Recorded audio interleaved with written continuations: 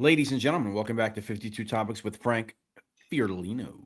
This is our Monday night live stream every Monday night. This is where you will find us. Let's say hi to some people.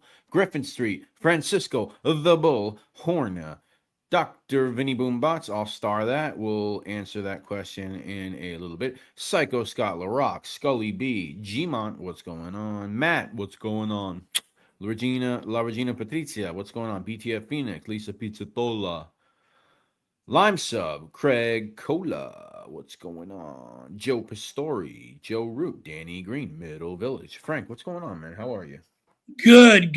Shout out to Southie, one of our sponsors. Shout out Southie. He gave me this. That's his place. That's Shamrock Auto Brokers. There's the address. I mean the number. Anybody interested in a car around that way? A little bit. He'll be happy to oblige. Also want to give a shout out to. Hold on 1 second. No, keep talking. What's going on? How was your week though? Good. Shout out. Let's get some shout outs out there. Let's get a shout out to Roro. Did you say Roro? You can say Roro. I spoke to Roro today. She's in rehab, but shout out to Roro as always. Matt, as always, people are members or subscribers. Hello, Lisa, JJ, Joe. You said hello to Joe, right? BTF, Jatro, Scott, all of you guys. Francisco, the super fan. Where are you? There he goes. Today's the day. Joe membership. Okay, cool. And there you go. All right. Yeah, I also want to give a shout out to our buddy who, come to think of it, when I seen him comment, it made me like, whoa, like what happened to our buddy over here? And apparently he's not doing well. He left a comment. Well, I don't know how well he's not doing, but he said he's dealing with lymphoma. Our buddy Rock Solid from up in Canada, that's been a follower of ours for a while. And like I said, when I saw him comment, I was like, oh shit, what the hell happened to Rock Solid? But I guess he's going through something. I told him I'd give him a shout out to our boy Rock Solid up in Canada. If you guys remember, he was always in the chat, always hanging out with us.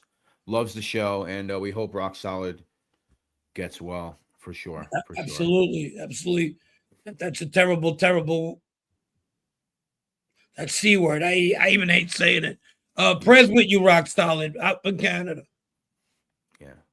We got some other news coming in, Francis. I don't think you know about this one. I got sent this video. So this is the Italian American Civil Rights League. They put up this video on their Instagram. I don't know what's going on here. I think we got to share this to the screen.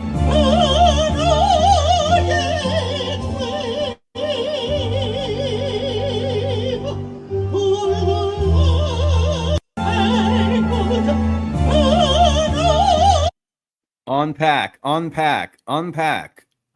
sighting. Unpack sighting. Who sees it?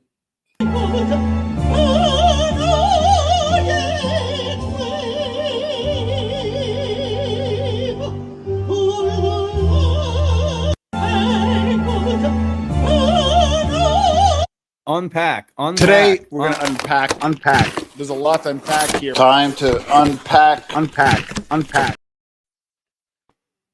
Hello. Yes.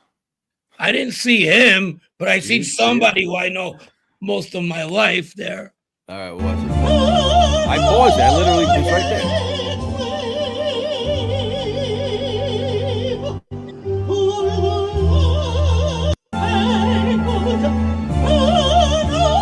See, in the khakis and the green shirt right there. That's Tom. Oh, that's him? Yeah. I guess he was at Palermo over there and hanging out with the IACRL folks. Tom is a very stand-up Italian American, a very proud man. Shout out to the Italian American Association. You know what I mean? We wish for Tom to unpack anytime he wants. I agree, Jason Diamond. I agree.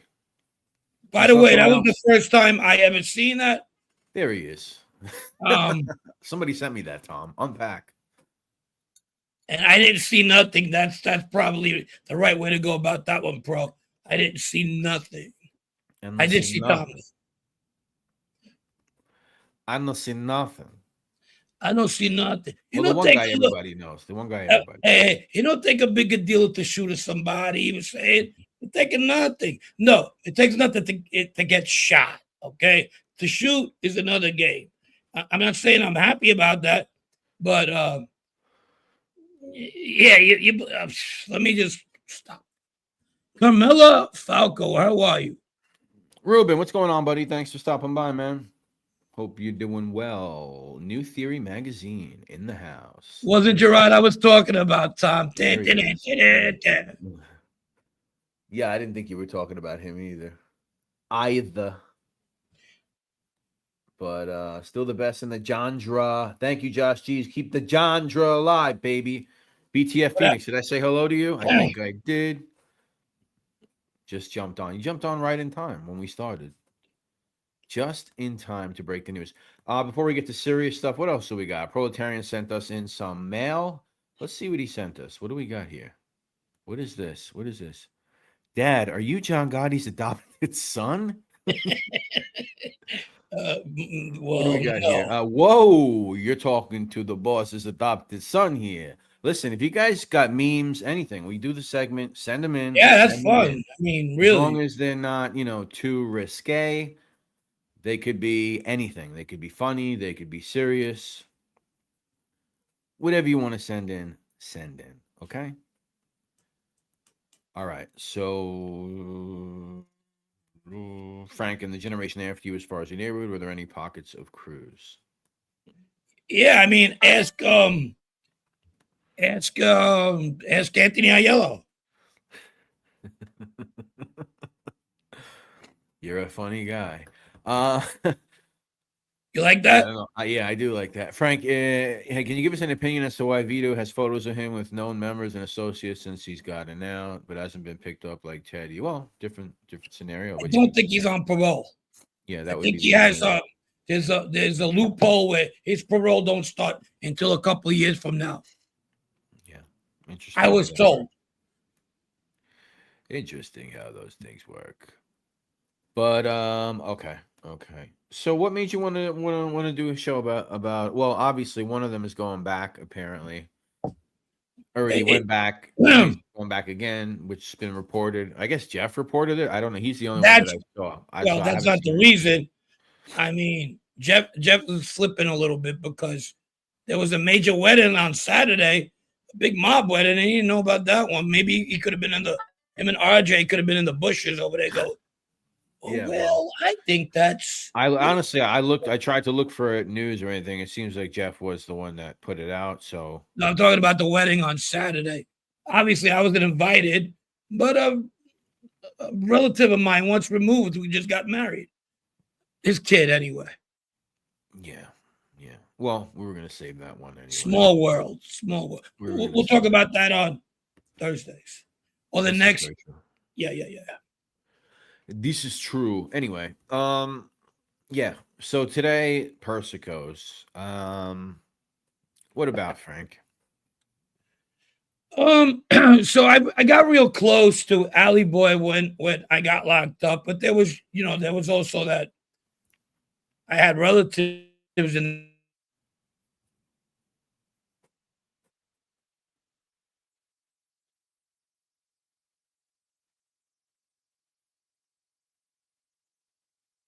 Is Frank frozen or is it me?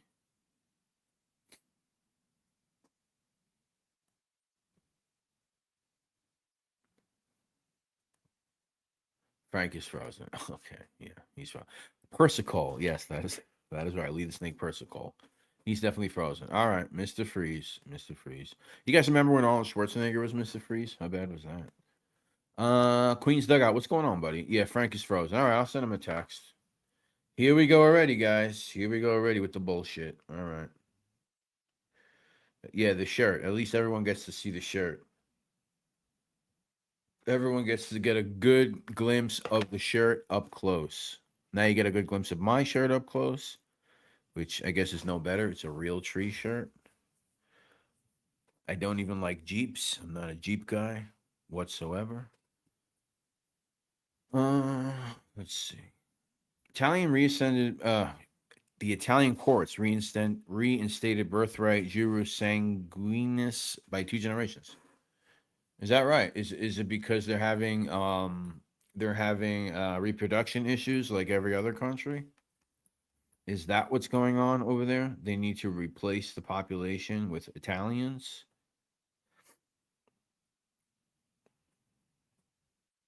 They need to keep the Italians in Italy. Is that what's going on? I mean, that would be in 2026 the only thing I can think of. They're not doing it for fun. RD in the place to be. What's going on, my man? From the Upper East Side, my man. How do you end a great show like you did about killing that guy, the big German? The big German. You talking about the last show? What do you mean? It's called a cliffhanger. I didn't invent them. I think the television, somebody on TV once created the idea of the cliffhanger, and we've all been copying ever since. Yeah, what's up?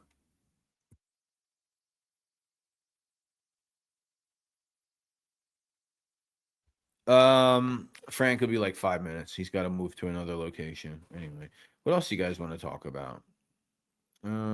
Lisa, send 5 free memberships. 5 free memberships would probably cost Lisa about $30. I don't think you could send them. They're not free. The person sending them is in fact paying for them. But every month we can give away 5, and we can give away 10 every month, and we gave away our 10 already. Super Villain, what's going on, man? Did you have a retired NYC detective on your Crime Spot channel before? Yeah, I've had a couple. I recently did a story with Frank Pergola. We did about a 6 or 7 part series. 2 of those were walk-in talks through Brooklyn in person. I've had Mike Cadella on the show a couple times. Anyone else? Any other detectives? I'm not sure. The Penguin. I always like hearing from the detectives that they give the most. Yeah. I generally, definitely appreciate it. I definitely appreciate that.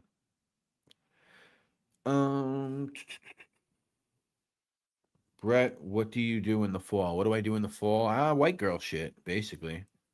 I drink spiced hot beverages. I take walks. I like to go to farms on the island because it's the fall. I might fuck around with a few pumpkins. That's what I do. I'm gonna have we'll see. I don't know. We might have to have Tom take over for Frank tonight. Just a side comment. I made Clip watch a clip of Dr. Now. Oh, he didn't know. He didn't know what he sounded like. Did Frank Pergola talk more than 20-something murders he just cleared post-retirement through Montevio? That was a crazy number. I don't know. I don't know about that. I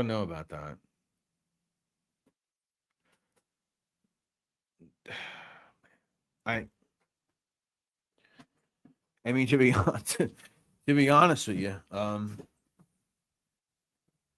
I have the list of those murders somewhere here. He wrote all of them down and he gave them to me. Actually, I probably put them away because I don't want to mess them up. But if I had them on hand right now, I would read them. Maybe I do. This makes for bad television, but maybe I'll do it. Lime Sub, it's right up there. You don't see it? The waving cat's up there. Still there. We'll wait for Frank, and I'll see if I have. They might be in this folder. No, I'm not gonna waste time. I'm not gonna waste anyone's time. But yeah, we can go over that on Crime Spot, maybe. Maybe we'll do that. Frank is back. What's going on? You good? I don't know. I mean, if I do get off again, I'm going probably to have to go to my phone. Oh, jeez. The dreaded phone. I know, and then see what the hell's going on with my Wi-Fi. The dreaded phone. Brett, we need a mashup of the song Rock the Casbah and Louis Kazan. Yes. What's up, Stevie B? What's going on, man? Brett, we need a mashup of the song Rock the Casbah and Louis. Yeah, what would that be like? You guys hear me? We hear you. All right, 110 people still hanging on, even though you got smacked and froze. So we were talking about the Persico family. This is something that you wanted to speak about. Yeah, well, yeah. I mean, I gotten real close with Allie, boy. I told you at one time. When I got picked up, 2002, he was there already he was initially there for a gun charge that he picked up on his boat in Florida, and then they brought him. Then he got re-indicted on a loan sharking charge which he was fighting. He was there. His roommate at the time, his bunkie at the time was Frank Campanella, whose brother ends up flipping Joe Campanella during this period of time. He was walking on the beach and they tried to kill him over something. Apparently, this Chicky DiMartino over a woman thing. I don't know how true it was, but that's what it was. And he had this guy, John Floridian, with him, who I ended up meeting in jail as well. And they ended up, and so I meet him. He's not very friendly guy. He's not talkative guy. And most people like myself in jail, look, try to be cordial with you. But if you're not going to be cool and you want to be to yourself, that's fine. I like to understand why he's like that. And I get it. You know, you fight your case. A pre-trial place is a place you fight your case. It's not to make friends. But there were guys there that were like, they were wise guys, they were made guys, and he still wasn't rude to them, but didn't give them much time. You understand what I mean? Yeah. And they kind of felt offended by that. There was a lot of situations that got almost heated at times. He got into it with TG one time. And TG ended up going to the other unit where his son-in-law was at. So anyway, this goes on for like 3-4 months. And they shot Joe Campy at 33rd Street, Coney Island, as he was leaving the beach. That is correct. Floridian was with him too. The kid John Floridian. So Frank Campanella gets designated, who I got along with really well. Really tough guy. Really tough guy. He was part of Catola's crew at one time. But since they were part of the same family, they bunked together. It usually works that way, you know? Anyhow, there was other people there. And John the Barber, correct. There was other people there. So one day, Frank gets designated, and I get a tap on my shoulder going down the stairs. I'm like, hey, what's up? Like, hey, what's going on, you know? He goes, hey, listen. He goes, Frank just left, and he knew I was cool with Frank. He goes, I need a bunkie roommate. Would you like to bunk with me? I said, yeah, sure, no problem. There's other people there, but I guess, I don't know. I said, okay. And for 1.5 years, he was my bunkie, and I got real close with him. But he did have those traits. He didn't talk to anybody, didn't really talk mob shit. But he would talk about stuff, and I would talk about stuff, family, where we're from. He knew people, he knew relatives of mine that I didn't know. He knew he was good with Tony Giordano, you know, and all that. And eventually, like 9 months later, and it was kind of standoffish too, because I got along with the people he wouldn't talk to sometimes, Italian people. And it kind of put me in a bad situation. So when Jackie DeRoss comes in, they put him on our floor too. My first reaction is, hey, Allie, you want Jackie to move up here? I'm fine with it. I figure, shit, I get a little bit of fucking, like, do my own time, you know what I mean? Like, I was doing my own time. It wasn't bad, but it was like, you know when two people don't like each other and you're in the middle? And this is jail, so it's always like, whatever. Or I would get sometimes from a couple of my co-defendants who were there too, what's up with your roommate? Oh, no, you guys know him better than I do. Some of you from Brooklyn, you know what I mean? So he was that way. And I'll give you a good example. He didn't like people sending messages to him. Hated it. Even if they were from his crew. Like if a guy runs into a guy from the other building at MDC and they run into him in court and the guy goes, hey, tell Allie I said hello. He did not like that. And I'll tell you what happened one time after that. He made a big stink about it, and him and Jackie almost went off on that. Sounds like a lot of drama in the joint, Frank. But Fish, you have no fucking clue. And the biggest drama you get is from your own kind. And it don't stop there. When you go to the rat units, you got to listen to some of these guys.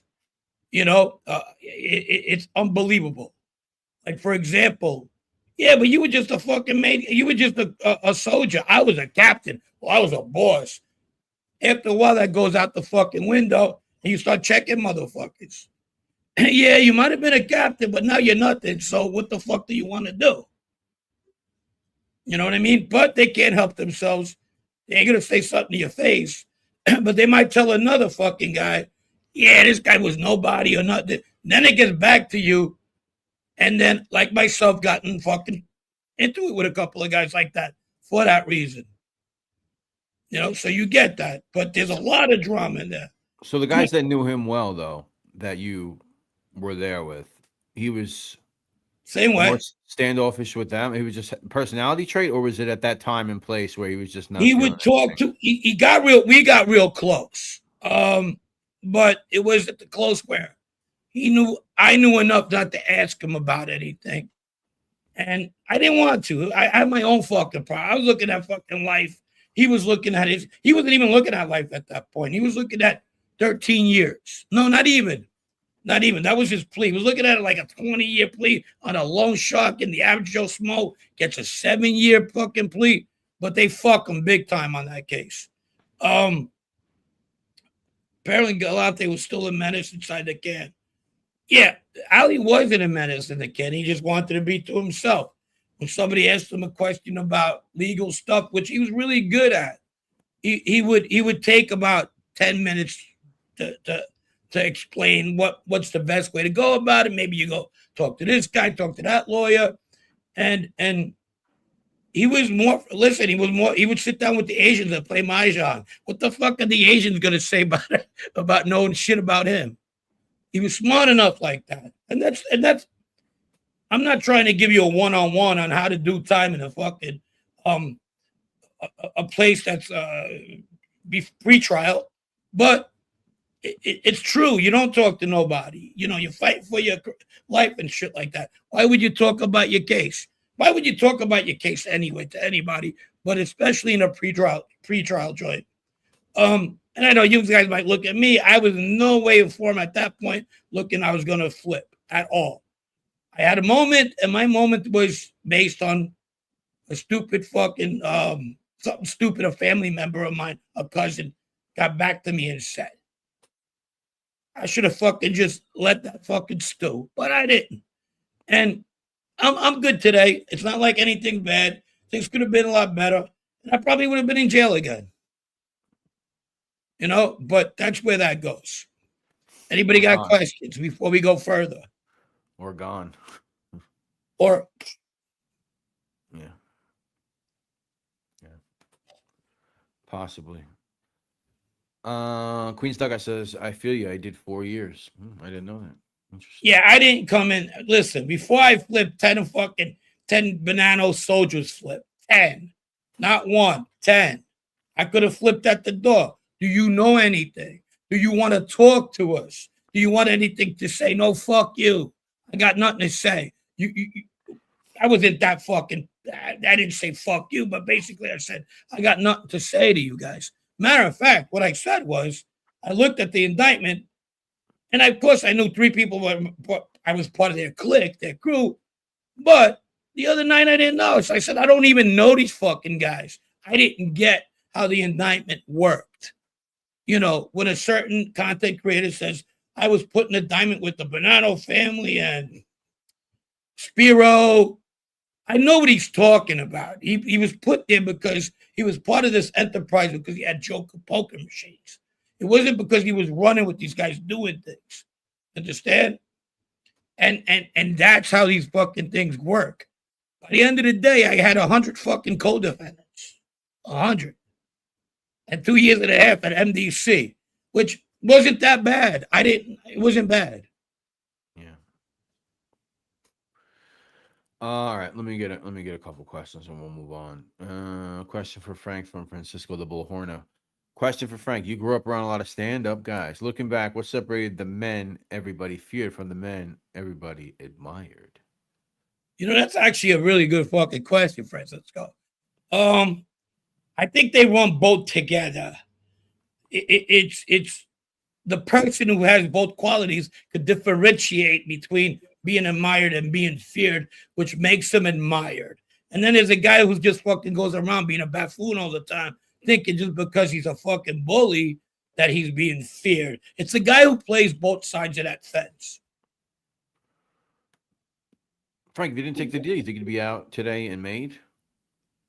If I don't take the deal, you think you would be out today, mate? Yeah, yes. I hate to ask that question because people like, oh yeah, right, this and that, but yes.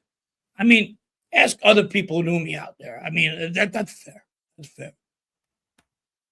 CJ says there was a mass shooting in Seattle today. Yeah, we'll talk about that later. Proletarian, strategically smart, but you can't alienate your own people too much. Classic leadership mistake, a la Castellano, Bonanno. Right, he was doing that, but basically he was like, fuck, every time I say hi to somebody, I get hit with a superseded indictment. He gets hit 3 times. He's looking at a gun charge. Worse, he could have been out in 3 years. They make a plea out to an 18-month, spend all this fucking money, thinking, whoa, I got lucky. I'm a felon and with a weapon. But all they were doing was winding him up for the next case. And they got him on a fucking loan sharking case. He felt, this he did talk to me about, he felt he should have never took the 13 years. They rooked him in. And Rina Raggi was his, Rina Raggi, the judge of Italian-American descent, like ourselves. And on his sentencing, the 13 years, what he ended up taking, she gave him the business, fucking like, you make our people look bad. This is what you are. She went off for which is like a precedent. She went off, according to him, for a good 2 hours. Fucking filibustering this motherfucker? What the hell is this? What's that? Just going on and on and on, just talking. Yeah, your family was like that. Your uncle's like that. I bet she said the family. You blood suck your own neighborhoods, and he came back. He was like, so he doesn't tell me about this because in the middle of the night he wakes up. He thinks he's drowning, but it's funny. We could start laughing about it, right? So he's like, what the fuck? He goes, whoa, because I guess he was in the water all the time. I go, buddy, you all right? He goes, that motherfucker. He goes, she told me from head to toe, tore me apart. I know I should have never fucked into it. He didn't tell me why. He didn't tell me why he shouldn't have took that plea, which makes absolute sense now. They even played with him again. Like when he got designated and I was still in MDC, he got designated to Farrington. His last words to me were, again, I wasn't thinking of flipping. He goes, man, try to get to Farrington. We'll hang out over there. I said, yeah, I'll try. I wasn't thinking about it. I'm thinking of fucking my plea. What are they going to offer me? What the fuck? Just go do my time. And Farrington was a medium. I don't know if I would even, that would probably went straight to the fucking pen, Yeah. So I wasn't even thinking about that. Obviously, that's for effect, right? Why Rina Raggi's doing that. But if you just look at it, right? Just look at it being subjective or whatever. This is a family who has been committing crimes and being incarcerated for over 70 years in New York City. Now, I imagine, because I've never heard anything, I don't know, but, Carmine, Teddy's, Alphonse, their grandkids who are around today. I imagine that cycle is broken for the most part. I hope it is, but that's a lot of time and influence and crimes in the street. I mean, it's pretty significant, man. He talked very lightly about Teddy. He had a cousin that was in jail that was about to come out that did a long time. He liked his cousin a lot. Even his brother Larry, who I got to meet too. We'll talk about Larry in a little bit. Loved his cousin as well. He was like a favorite cousin, Teddy Jr. Apparently, Teddy Jr. got a bad rap. And why would they even say that unless it's true? that he was in jail for something that basically he didn't do but took the rap for. So whoever did it might have been really close to him. I don't know the particulars. I never asked, but that was the consensus. You know what I mean? That's what was coming out. So they liked him a lot. Fucking Larry falls in jail for something that if he wasn't a Persico, probably would have just not been in jail for. No show job, you know. And Paul Larry, he's had his. When I mean Paul Larry, I mean it real. I mean he's had it. He's not a gangster. He's just the only thing fucking he is the Snake's son. I don't know him as the Snake. Right, and I always mention it. They were trying to make fun of him for delivering pizzas like 5 years ago or whatever. If you remember, like who cares, right? But he's soft thought. He went through a lot. And believe me, his dad wrote Sterling Johnson a letter when they finally let Larry out on bail. He spent like 2 weeks, 3 weeks with us at MDC. He got him in bail. He ends up fucking not going to see his parole office. So he forgets all about it. He thought he wanted to go see his wife instead, and at home and his kids. You know what I mean? That's Larry. And they threw him back in fucking jail. Allie goes, "You won't fucking believe who's downstairs." He got the word. I said, because he's like, he was like Allie's fucking pain in the ass. He always took care of his brother. His younger brother, always doing fucking things that I wouldn't say, annoyed him. One's a perfectionist, the other one's I don't give a fuck, just. And he goes, "Frankie, you won't believe who the fuck's downstairs and receiving." I said, "I can imagine." Who? I'm like, who? My brother, Rice Ball. I don't know who. Who was he? Coleman at the time. I fucking. He goes, you'll see. I'm aggravated. I hope they put him on another fucking floor. And I go, well, I left the first time when he came in there. I go, hey, you stay with your brother. Don't worry about it. He goes, no. He goes, well, we'll end up killing each other. He goes, no. And, poor Larry, he came into that fucking. He didn't fit in. He didn't really fit. He wasn't so like. He missed his family. He was not a jailer. He was funny. He was watch, you know what I mean? Walk around, fucking want to play handball, with a belly. Then one day he thought he was doing one night, Allie slept on the top bunk, and Larry slept on the bottom. And one night he's fucking Allie's flipping up like this in the bed. He goes, "What the fuck are you doing?" He stopped, because Allie, he goes, I'm doing exercise. 3 to fucking morning. The hip thrust. It's good. He's a hip thrust, So that's now you know more or less where I'm going with this. Yeah, wow. Snake, shout out to BFM 770 for 440 jewels. Still don't know what the jewels are, but thanks for the jewels, my man. Snake Plissken, thank you, buddy, for the $4.99. Appreciate you, my man. Your 2 new shows are great. Thank you, buddy. Did anyone personally wind up in solitary? Gaslight says. Hold on. We missed a lot of comments.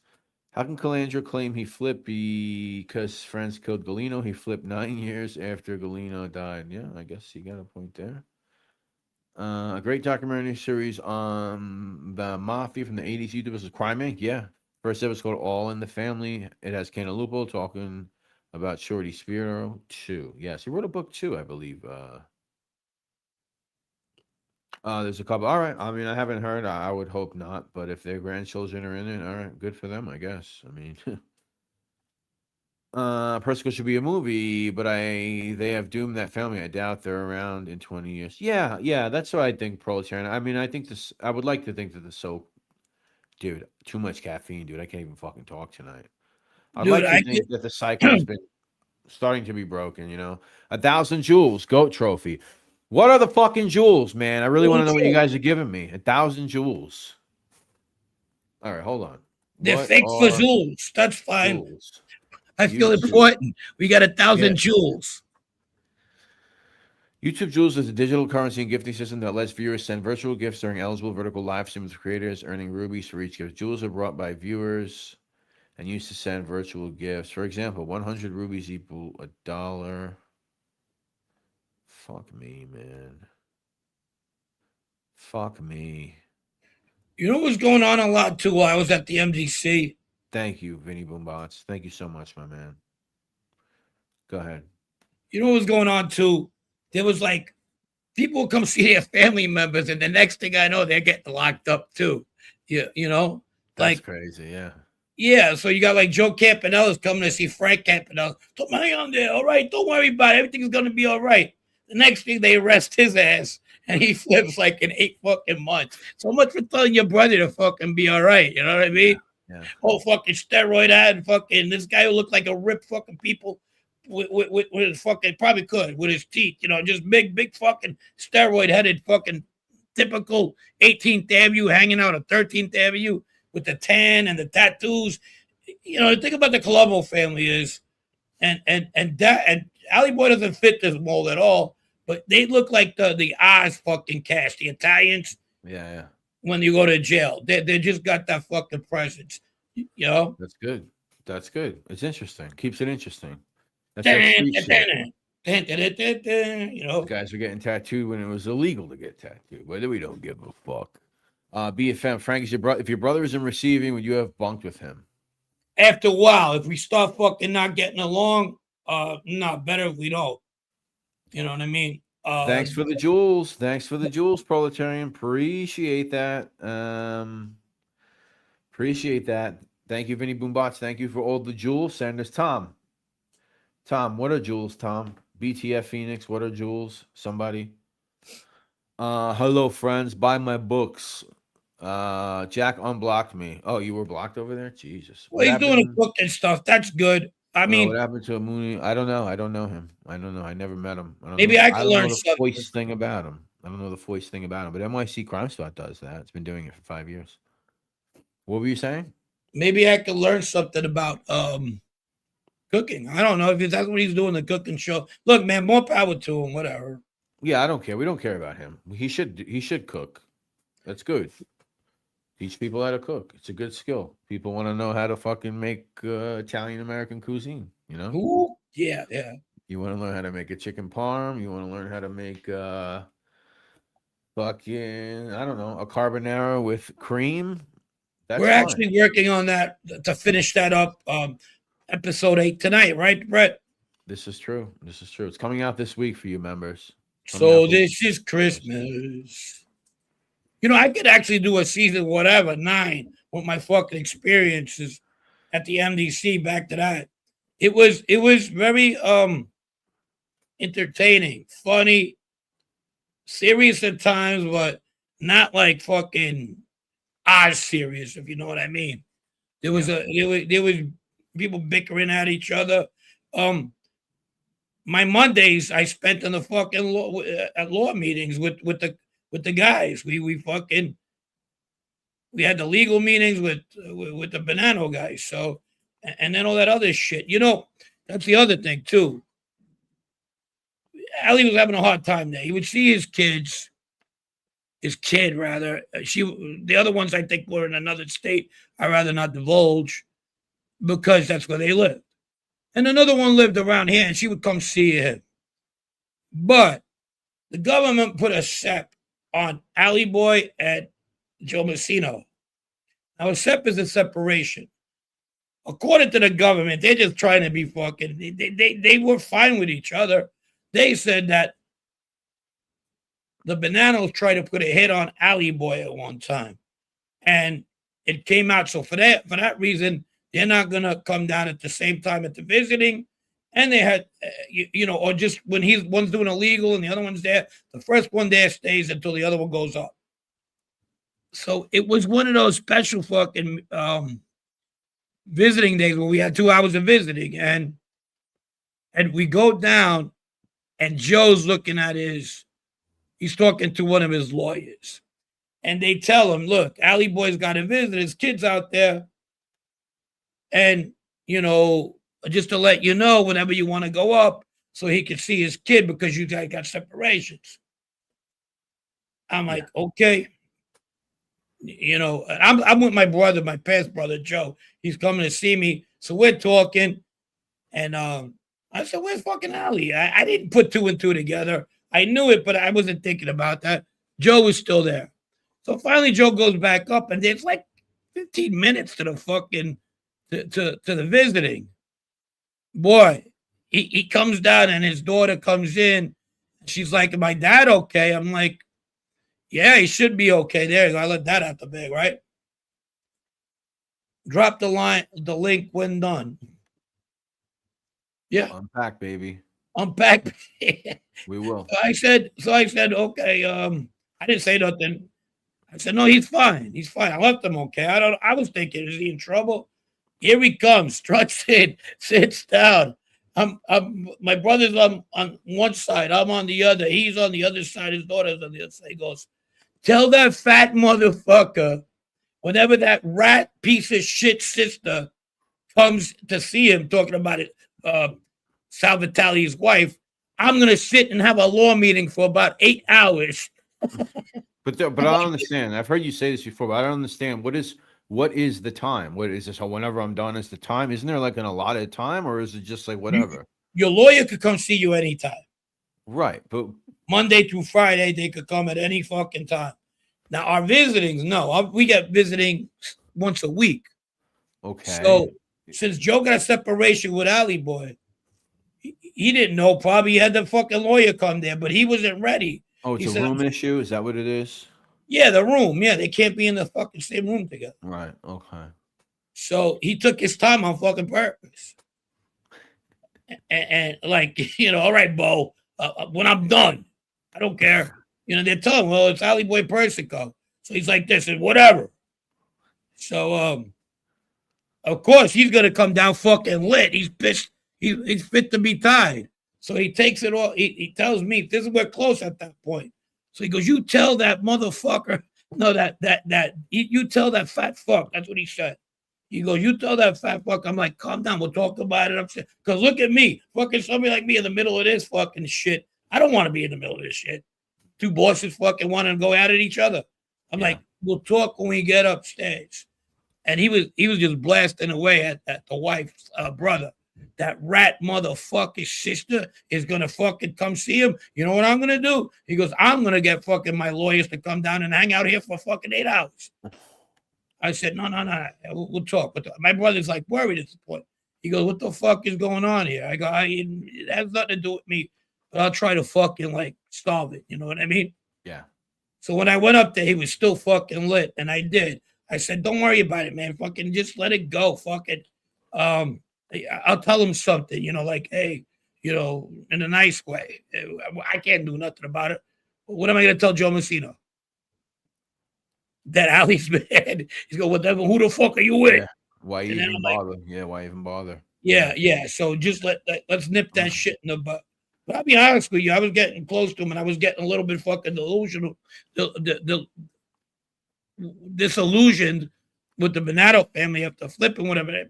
If I would have came out and been part of that fucking crew, I would have cared. You know what I mean? Yeah. I gotta step away for 1 second. I want you to have fun with this comment, however you want to. Thank you, CJ, for sending all those jewels. Bam, bam, bam, bam, bam, jewel, bam, bam, bam. I think they're worth 0.01 cents per jewel. I just looked that up. So math, I'm not gonna do the math now, but keep sending the jewels. Keep sending the jewels. Anyway, have fun with this question for a little bit. I'm gonna step away and I'll drop the link for the unpacker in a few minutes. No, pro. I wasn't going to get in the way like that. They weren't going to get the blows. It wasn't like that at all. It was getting to be they would have because they couldn't. They both were on they had they had separations against them. What they would have did, they would have played that tit for tat game where like Joe Messino's wife comes to see him.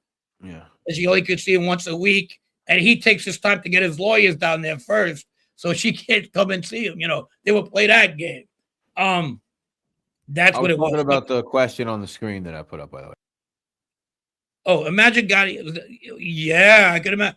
But you know what? At the end of the day, bro, it was Gotti's guy who fucking kind of paved the way for guys flipping at the rate that they did.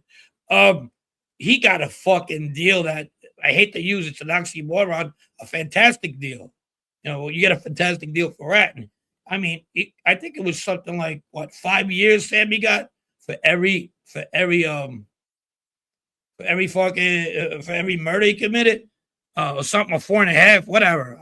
I don't want to be precise, but that's what it was. So I think a lot of guys that even had 2, 3, 4, 5 murders were like, fuck it, if this guy got freaking that much. So I'm not saying that John Gotti did that. I said it was his guy that opened the fucking door for these guys to think that they had fucking light at the end of the tunnel. And remember, Joe Massino fucking loses trial. And I don't know for the average Joe Smo. I only seen it twice. It probably happened more. But for the average Joe, like me, you blow trial, your chance of cooperating after is fucking really rare. They're not going to take you because they're going to be like, well, you're going to say anything now because you got fucking, you're looking at, you got life. But in his case, he was the boss and I was the coffee boy, coffee boy with a murder, but whatever. So that's they took him and he ended up getting 10 years. He got very lucky. Very lucky. The other one was Anthony Basile. He blew trial and they took him and he ended up, I think, getting 11 years as well. Hey, Frank, how are you? Those old days are long, long gone. Today it's just a trip to the can. RoboCop, it was a trip to the can back then too. It's just that they gotten better.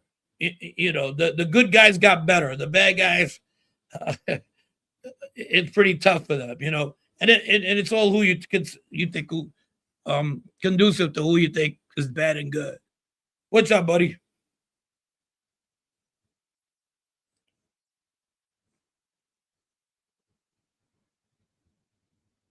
Talking to myself. Yeah. Anyway, Tomas, if you're still around, let me know. I could have you come on and unpack. Proletarians actually been asking about you lately. Somebody asked for mob book suggestions. So, I would suggest that you go to our last community post and you read the write-up by ours truly, Mr. Proletarian, who contributes to the channel, also has a Substack, which I shared last time. Proletarian, if you have that link, pop it in there, and I'll copy and paste it. John Dickey is a Cosa Nostra book. So, below is the latest by channel contributor Proletarian, required reading for Mafia research. John Dickey, Salvatore Lupo, Diego Gambetta, Douglas Spencer. So there's a lot of suggestions there, a lot of authors. So whoever asked that, I apologize I didn't get to it, but please go to our last community post, which is a write-up by Proletarian Scumbag. Miss BTF, what's up, baby? We're Carlos Munoz in the house. No fly zone Rican. Yo, Carlos, what's going on, buddy? And Brian G. people. Yeah, I don't know. There it is. Thank you, Matt. Matt, you saved that. You're the fucking man, aren't you? You are the man. We got some decent numbers back tonight. Thank you, everybody. I appreciate it. Free Tommy, he's a political prisoner. It's just another case of Italia. 100%.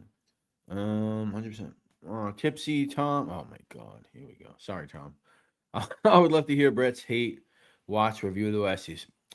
Damn it, you son of a bitch. So it takes a lot for me to watch these shows because I know they're not going to be based in reality.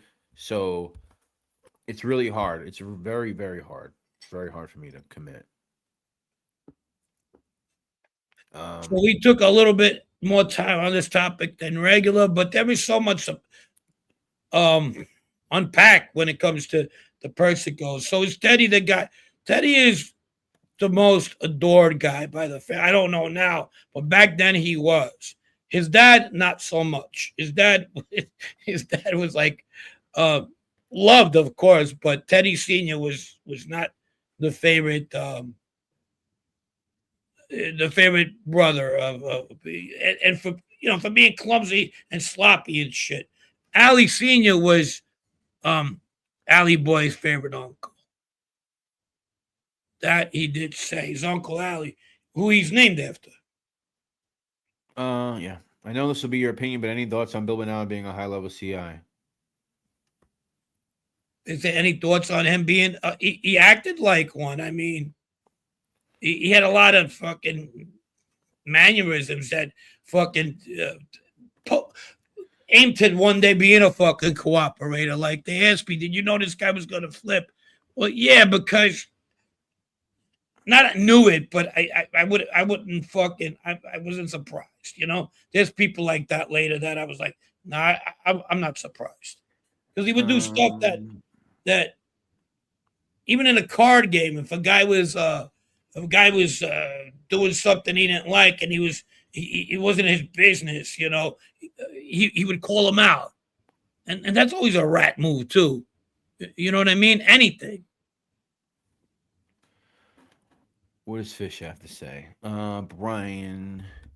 Sounds like a personal problem, cuz. Never said I knew Tommy, but was dear friends with Barbara, cuz. I was friends with Barbara. What's Tom saying? He's queer? 10 Jules. Thank you, CJ. No, Lisa so do Disability. we. I'm just Barbara. kidding. I'm just kidding. Barbara that got indicted with them Fish. That Barbara is that the one you're talking about? That Barbara L. Joking question, unless you answered it before. Did you commit perjury during your testimony against Rosino when you said they respected him under oath? Sorry to be telling a relatively dirtbag joke. I don't get that, guys. What do you mean? Did I respect him? Did I was yeah, I respect him. Of course I respected him. Who didn't respect him?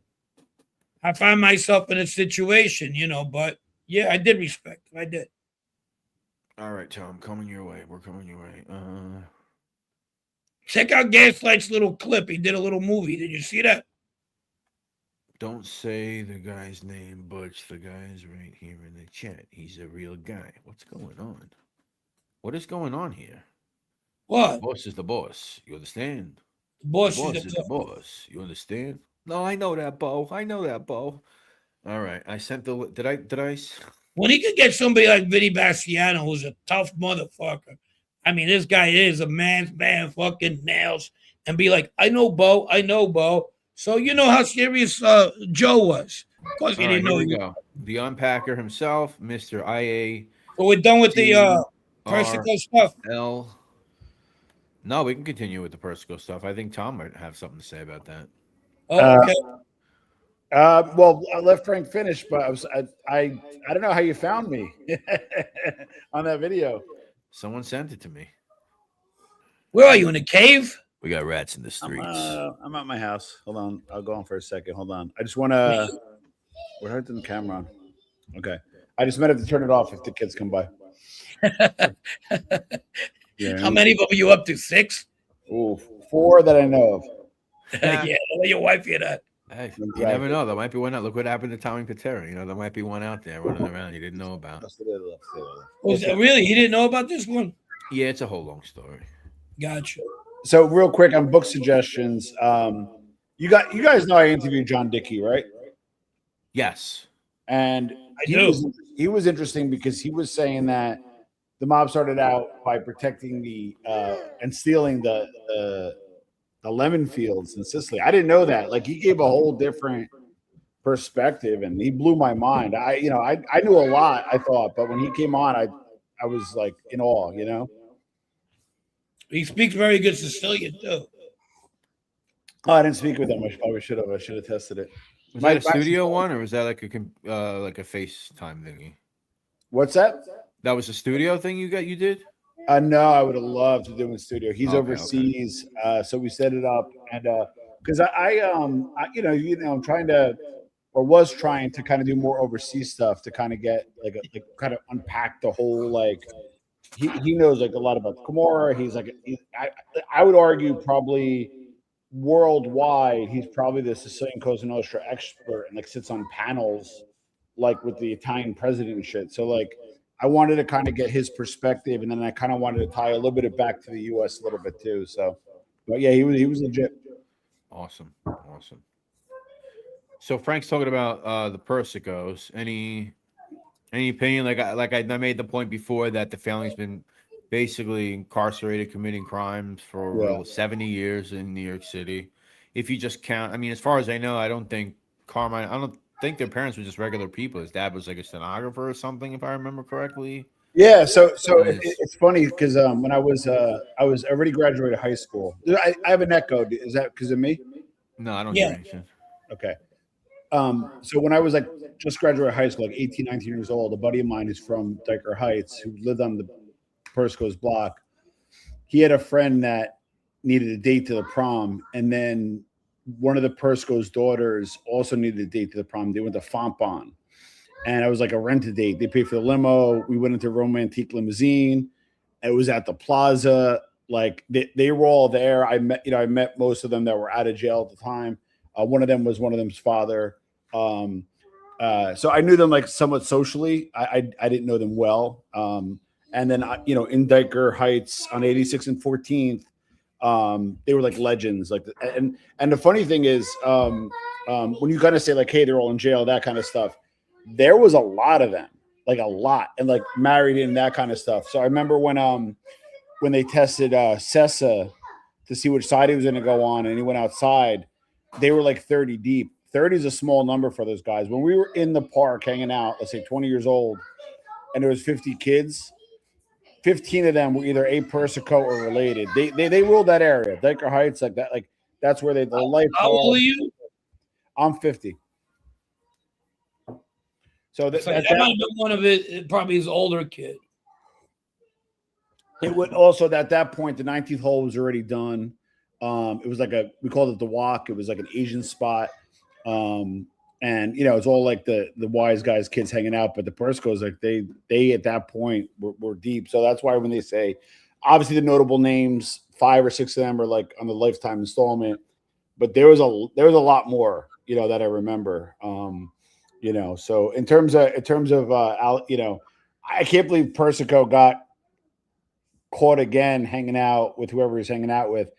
The one thing I don't get, right, and there's a funny story. We were going to pick something up at my buddy was picking up his friend's house, who was friends with the Persico's daughter, and I had to go to the bathroom like really bad.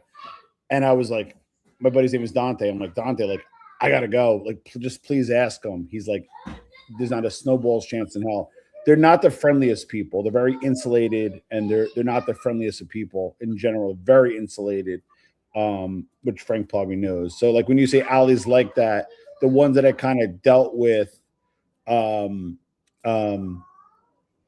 very insulated. And then the other thing is too, they weren't very like, do you know who I am type thing. They were like very. No, it's not. It's different. Yeah. It's different. Yeah. It's not the. I'm this guy or that guy. Matter of fact, they get offended if you think that, even though it's true. Yeah, they'll be like, and I would argue. I'll probably get shit for this. I would argue that in Brooklyn specifically, probably I don't know about now, but up until probably like the last war, they were the strongest family muscle wise in Brooklyn by far. Like you remember how you heard about like the Bath Avenue guys, and I don't know what Jimmy would say. He knows better than me. But they were tangling with one of those crews, which your cousin were in.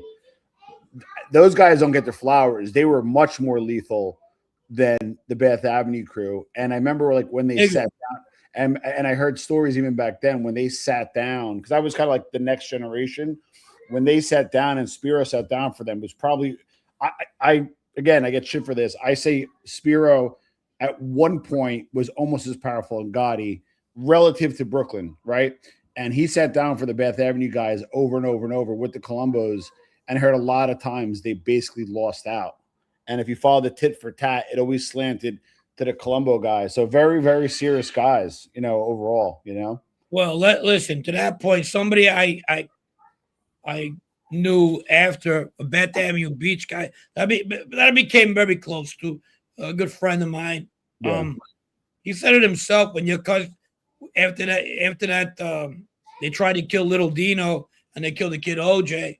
Yeah, they were about to wipe the whole freaking Bath Avenue kids out. Yeah, all of them. So we got to remember how tough they were in Brooklyn. They were the muscle. You have that crew. You have the 13th Avenue crew that was tougher than the 28th Avenue crew. Who's the 13th Avenue crew? That was Wild Bill's crew. Yeah. That was no fucking joke. It looked like a tattoo parlor when you passed by their fucking club. Well, I think the 13th Street crew was a little older, so they were like, 13th. I'm sorry, we're a little older, and then the 20th Avenue, if I'm not mistaken, like 4 or 5 of those guys got made. I know some informed, versus the Bath Avenue, only one got made. Not that like it's a.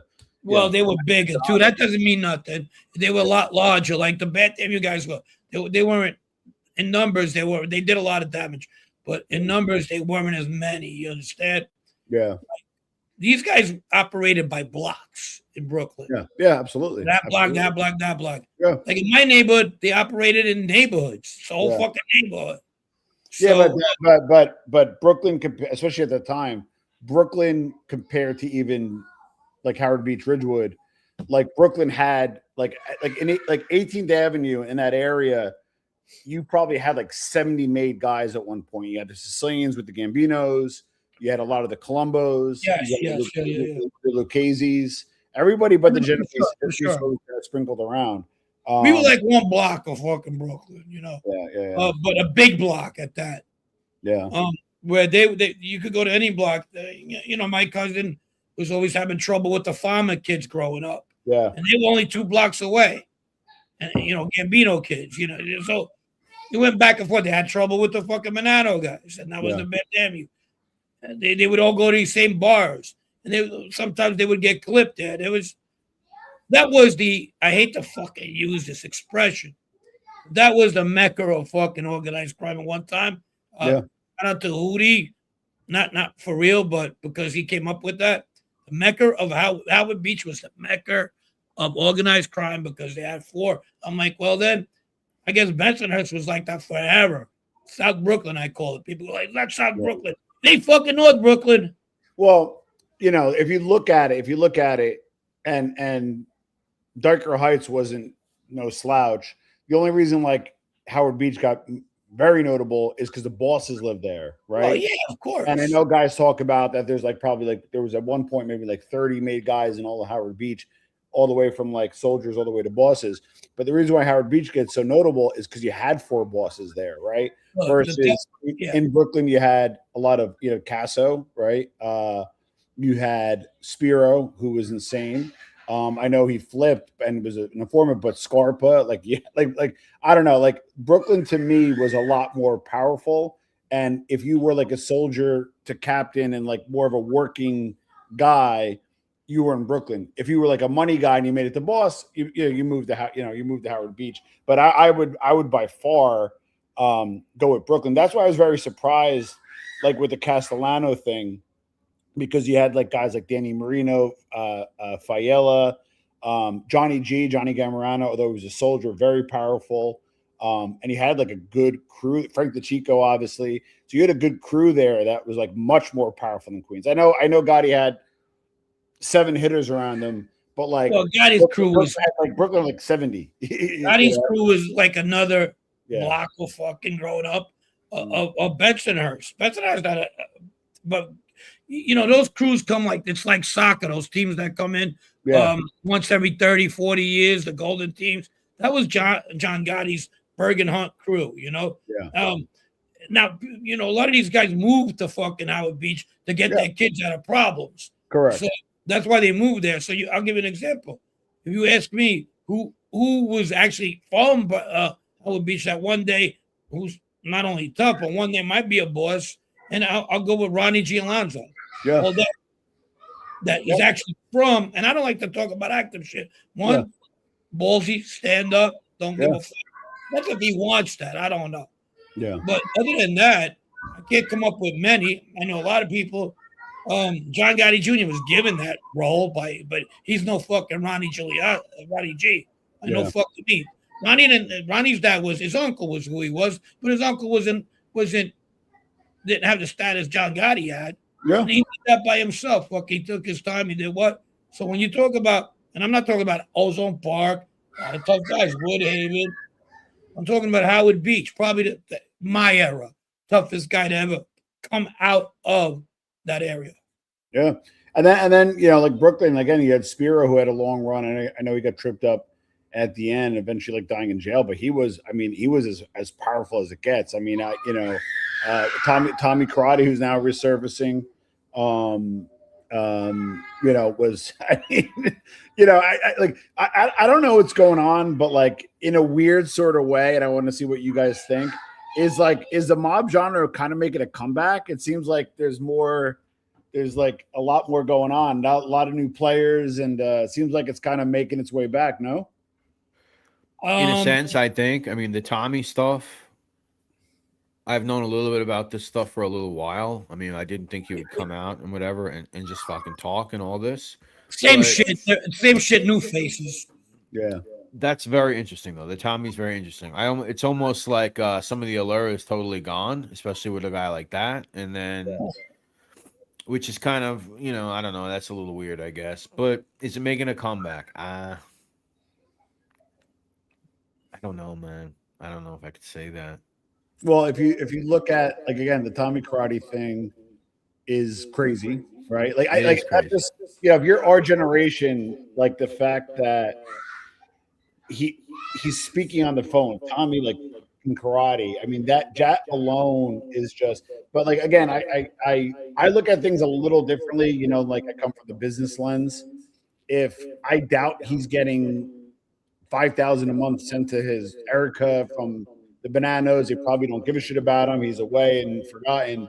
But if they had money put aside for guys that go away and we're paying them monthly and their families weren't being taken care of, I don't think they'd be going after YouTube money and drawing paintings. That's just my opinion. Right. I mean, we see the money coming in, and his daughter saying thank you to everybody who's sending money. No, but what I'm saying is, like, so for example, in Italy, Sicily specifically, they're on a stipend. Like, they actually. So when you go away, you get, like, I don't know if it's cash or whatever shows up in your mailbox, but part of the deal is when you go away, money goes to your wife and or your kids, and that's why they depends who, Tom. Depends who. I know people that were forgotten about. It depends who. It's not like that anymore. As far as I know, where he is, I've been told that there really is not a lot of mob guys there at this moment with him. And even if they were, I don't know. It's such a low point. But then it's funny because I was talking to somebody who former law enforcement. He says, when was the last time all 5 bosses were on the street? Maybe they're not making $20 million a year, or maybe they're making $2 million, and they're not going to jail. So, like, I don't know, like, who's right, who's wrong? I don't know. Like, right. We're in a tax mafia era where they banned, I guess, killings or not really killing anybody, but I think all 5 bosses and underbosses are out, essentially. I don't think we saw that since the 80s, to be honest, I think for things to fucking, like, revamp, I think you need something significant to happen. And the last time something significant happened was a boss was taken out. And that was, in 85? And look how long it took for them to freaking put everybody involved in jail. Now, if a boss gets taken out these days, how long would it be before everybody gets taken, brought to jail? You ever thought about that? Yeah, it'll give people like us something to talk about, and all. People will be like, "Oh my God, they killed so and so."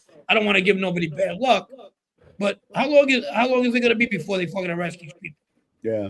Well, I mean, think about it, right? So, like, I sent Brett. I know you heard about it when I sent it, but there was I think I sent it to you too, Frank. There was a big bust in, like, Milan that was centered around Cosa Nostra, Sicilian Cosa Nostra, and they seized $230 million in assets, right? So anybody who knows, in Italy, if you stole $230 million of assets, they probably had about $2 billion, right? Because they're good at hiding things. That's why they lasted so long. So I guess just the gravity and the strength and finances in Italy are so much stronger that it's worth it not to rat, and you're making, like, real money. I don't know what the rank and file makes, but $250 million. And I remember with Totorina, supposedly they confiscated like $1 billion in assets over time from him, and they took money also from Dinero as well, Massimo Dinero. And these guys, they took hundreds of millions of dollars in assets, like, again, which is not the total amount. They hide their shit. That's fucking real money, man. I don't like, no guys are like, even the, you have a few Colombo guys worth $500 million, but they did it legitimately, So, like, the mob in here, they just don't make that kind of money anymore, Who's cash blow? Yeah. I will say, going back though to the genre, as far as things making a comeback, I will give credit. I mean, as insane and crazy I think his platform is, Dom is packing the house. Cali is definitely packing the house, and he's kind of using the formula that used to be used in this genre, where it's the round table and it's discussion. And finally, someone figured it out. I guess he figured it out. But it's all like mostly mob associates or reporters. Yeah. And they're all kind of shooting the shit or whatever, acting trollish when they act trollish, talk stuff. Yeah. And that seems to be a formula that works as far as like this. Wow, it's raining really hard. Holy shit. Seems to be working for him. So there's that too, as much as I think some of the stuff that happens over there is insane, as I said. Like today's headline that I've seen before on the channel, Michael Hippie Zanfordino is a heroin addict. I think that was the title of the video today. As much as I don't like that. I don't, as an observer, I don't necessarily like agree with a lot of his content personally. But he's following the playbook and the formula, right? Like I have a digital marketing company, and he's got the guy doing the thumbnails. He was advertising through, I know you hate it, Brett. He was doing advertising through the partner program, the AdSense program. So he's beefing up his numbers, and he kept building up. And then I caught on the guy, Jimmy Easy, pretty quickly. He's got Gene, who, a little bit of a wild guy, unpredictable. Joe Barone is his kind of side, Ed McMahon, if you will. So he's following the right playbook. Again, I don't know if I necessarily agree with a lot of his content. That's just my personal opinion.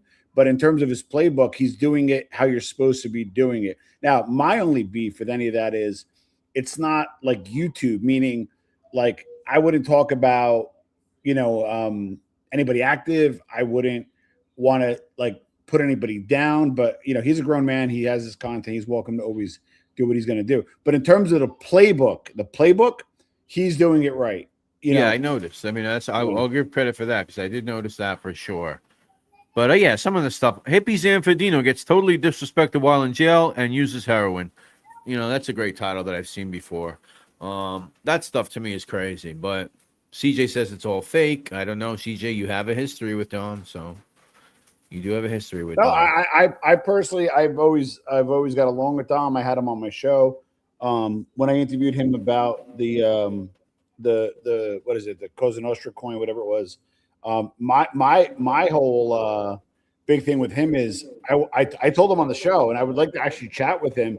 His whole issue is he didn't put a gate on it. He made like if us three were insiders and we owned 10,000 worth of shares and it went to 80,000, they were allowed to sell. You know what I mean? Like versus I said, Dom, you got to put a gate that says your insiders can't sell for 6 months no matter what. And then when he reissued the new coins, there wasn't a gate on that. So he made like a pretty rookie mistake. I don't necessarily blame him because I don't think he's well versed in cryptocurrency, but the people around him either were inept or they were looking to fuck him. I would like to chat with him about that, to be honest. Yeah. You should chat with him. Ask him about Dane the Chinese guy. Tom, what's going on here?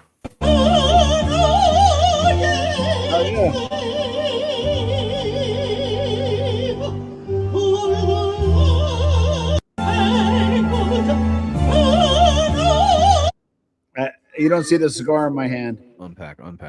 I was sitting right. So what was going on? They're having a little event over there. Yeah, so I was in the city. Oh fuck! Read Dr. Vinny, you mean? Where was I? I was in the city. Dr. Vinny Boomboxes. What the fuck? I was what? I was in the city, and I forget. I had a meeting. And it was done around like 4:00. And then sometimes what I like to do, especially if I'm with my wife, I like to pop in like a little Italy if I can. So I saw like on Instagram that Gerard was having like a fundraiser or something. So I went down there. I hung out a little bit. I said hello to some people. I like Gerard. I personally like Gerard. I want to get him on the show. I don't know how Frank feels. I like him too. Yeah. Gerard. What's that?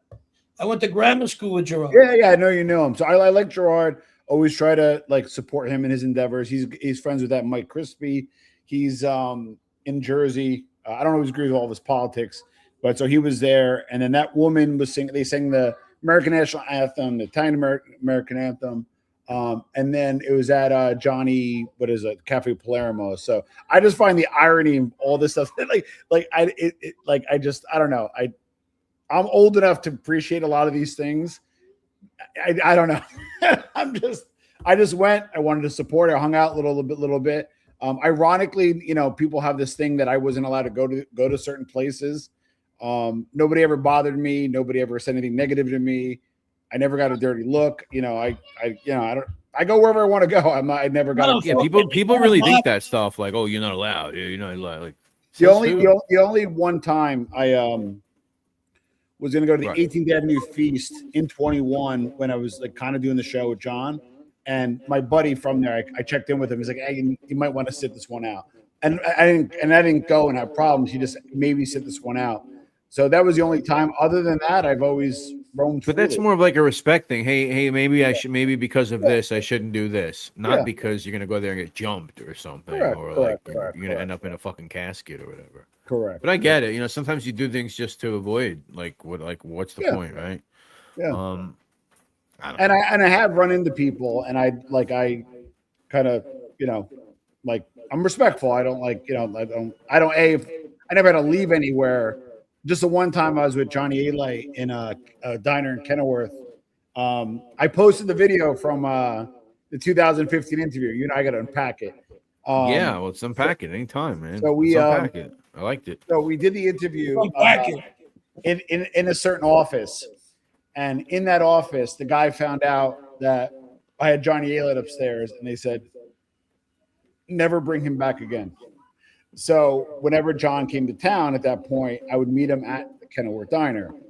And Kenilworth Diner, I'm there with him. We're having lunch or breakfast, whatever it was. And a Genovese captain and a DeKalb captain walk in. No, they're there already, having coffee. And then they noticed Sean. They knew who he was. He knew who they were. They gave him a dirty look. And it's kind of funny because they had like 2 coffees in front of him and ordered. They threw down a 20 and they were respectful. They got up and left. They weren't like going to fight him. They weren't going to say anything. They weren't being jerks, nor did they back down either. It wasn't like, oh, they saw him and got scared.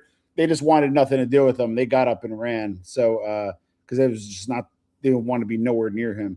See, Tom, I still make them run, Tom. They're still running away. No, I don't want to apply that either. But I thought that was pretty interesting. And then I met one of his buddies, and he knew like a lot about somebody in my family because he's in construction, like way too much. And my cousin Vincent married John Riggy's granddaughter. So this guy knew like a lot about the Riggies, and I'm like too much. I was like, something's not right. And it turned out to be Sean Richards, who was the guy who was married to Sarah Riggy, divorced her, left with some stripper, and then basically jammed up what's it called? John Riggy obviously was in jail already, and also what's his name?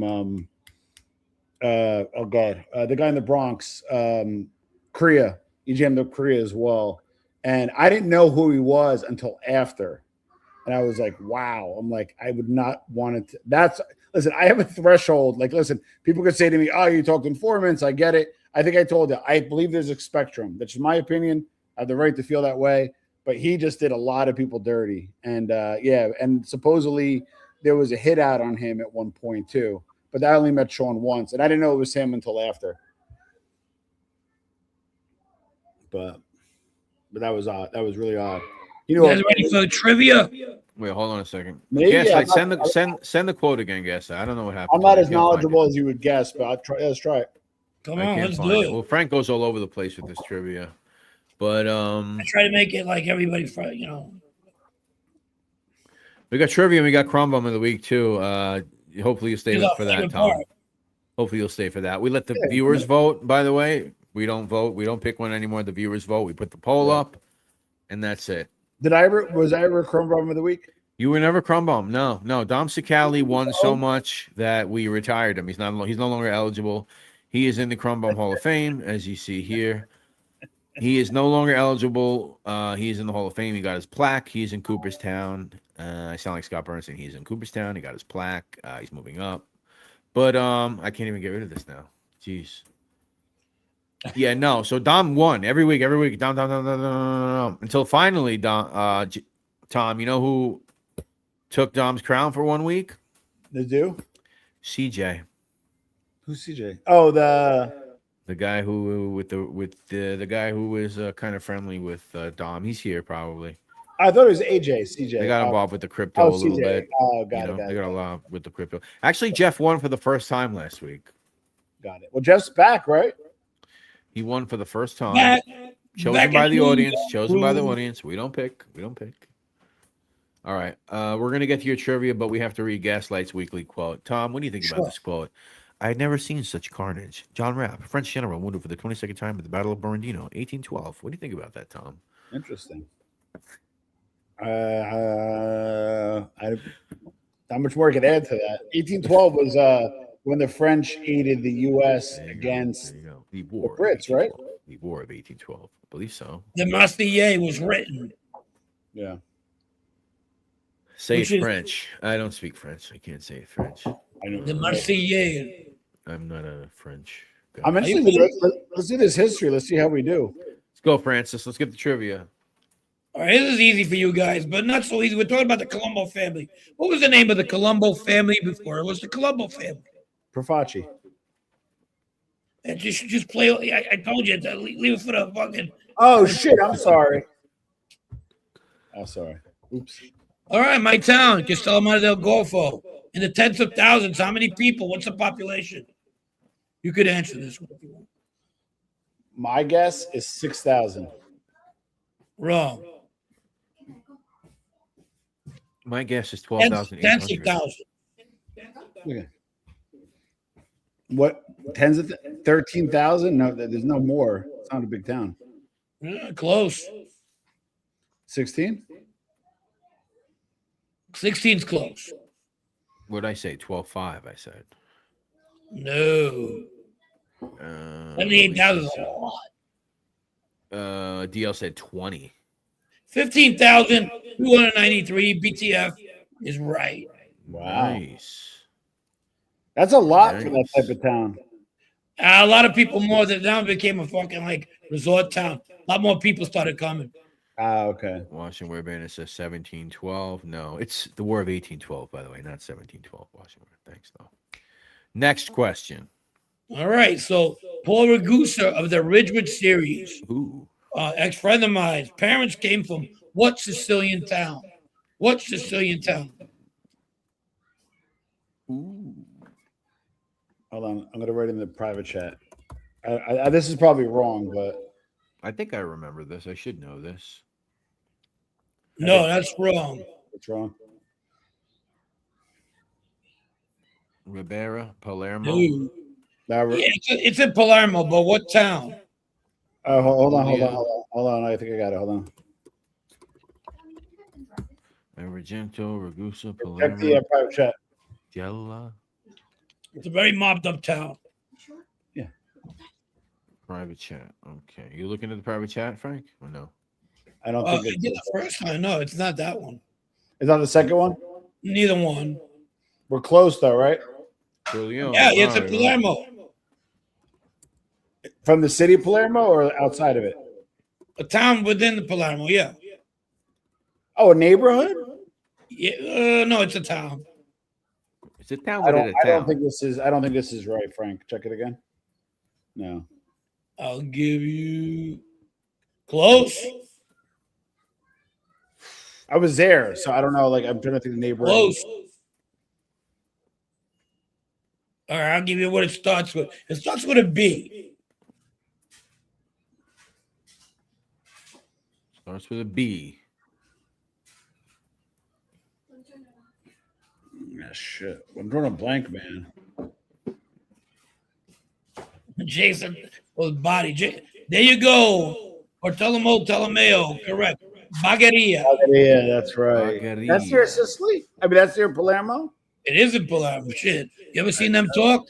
They got one of the roughest fucking Palermo accents. I didn't know that. Wow. Oh yeah. Yep. All right. Okay, Next you ready? Okay, guys. Ready? Niagara Falls is the unofficially capital of what? Tom got whacked. Unofficial what? Capital of what? Unofficial capital of what? Is this a mob related question or general? No, it's a general. It's a general. We mix it up. Niagara Falls is the official capital of what? Wait, you said unofficial or official? Unofficial. All right. Unofficial capital of What? I don't know. It's fucking This is whitewater rough. rafting. TF is on the right track. Barrels? Honeymoons? Honeymoons. That is correct. Really? Is that where a lot of people go on their honeymoon? I didn't know that. Really? I think there's only like 2 hotels worth staying at there. Last 1 point question. You ready? Whatever Let's one go. overlooks the thing. Although the Expos were in Canada, what were the colors of the team? What were the team's colors? Oh, I think I know that. I'll put in I the know chat that for sure. Yeah. Yeah. You got 2/3 of it right, Tom. Red, white, and blue. Bianco. Yeah.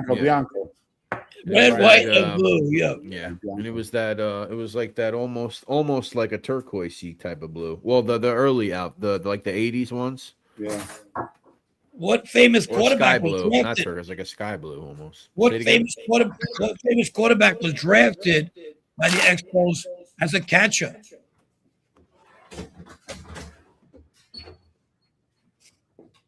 What famous quarterback? Not Brady. Brady it is, yeah. Oh shit. Oh, it was Brady. Wow. Yeah. All right, we're up to the number 2s. Let's go. You ready? Yes, sir. Let's hit it. What is the largest lake in Long Island? Ooh, I should know this. Does it start with an R? Yes. All right, I do know it. Ronkonkoma? I don't know. Ronkonkoma, yes. Lake Ronkonkoma, Ronkonkoma. look at he's stealing his show. 2 points. Wait, that was it? I was joking. Yeah, no, that was Yeah, it. it was Ronkonkoma. Oh shit, I'm Ronkonkoma. I was fucking around. This Oh is my true, gosh. Thomas. Ronkonkoma in there. Everybody have to Ronkonkoma. Now spell that. Yeah, true. This Well, New York State Fair. IH Farm spelled it right. APS. Say it again. The New York State Fair is held in this city every year. New York State. It's the longest. It's the longest state fair in the United States. In a city or like a town? IH Pharma got it. Yeah, Albany. Syracuse. Oh, Syracuse. Oh, okay. I never went there. No, either have I. Syracuse. Probably better than Albany. I was in Albany once. Once. Yeah. Once. This is good. You might get this one. Who got whacked at the Palace Chop House in Newark, New Jersey? Oh, DS. Let's I see. can say it or no? You write it in the chat. Yeah, hold on. Yeah, right on the chat. But you're right. Danny Trio. There you go. J Mass got that one. There you go. It was not me. There you go. Not the Chop House. Yeah, the Chop House. Not And this is the last one. He was caught whacking off in Sarasota, Florida on July 26, 1991. I know that one. He was whacking off. Danny Trio? I know that Danny Trio. Yeah. Trio was more like 88, 89, I think. Yeah. He repeated the performance. Pee Wee Herman? Pee Wee Herman. Yeah. IH, that's correct. What's in a name? Pee Wee. Well, there you go. That was the trivia. Who's the winner? Well, I don't think there was a winner tonight. I think a lot of people. It was all over the place. That's fine. Lee the Snake Persico won. Lee the Snake Persico. I didn't make that up. I didn't make that Did up. you call me a snake? We're doing word, dude. All right. Remember, listen. we're doing wordplay.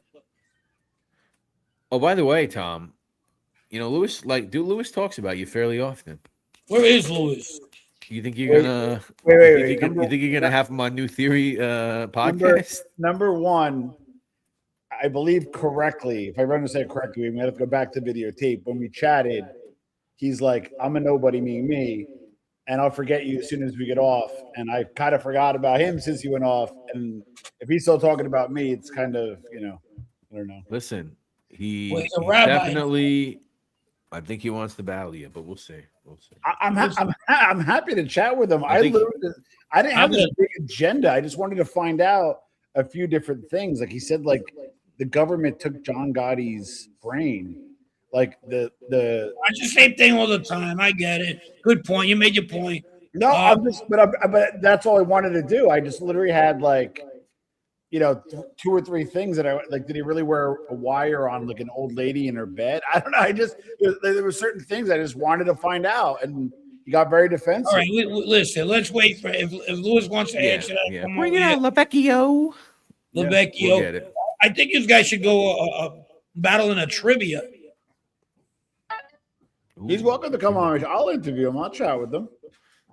Washington Ware says Lewis is definitely no. You guys asked him last week. He is not a part of the Chabad Lubavitch. He is not, and I believe him. He doesn't really look the part.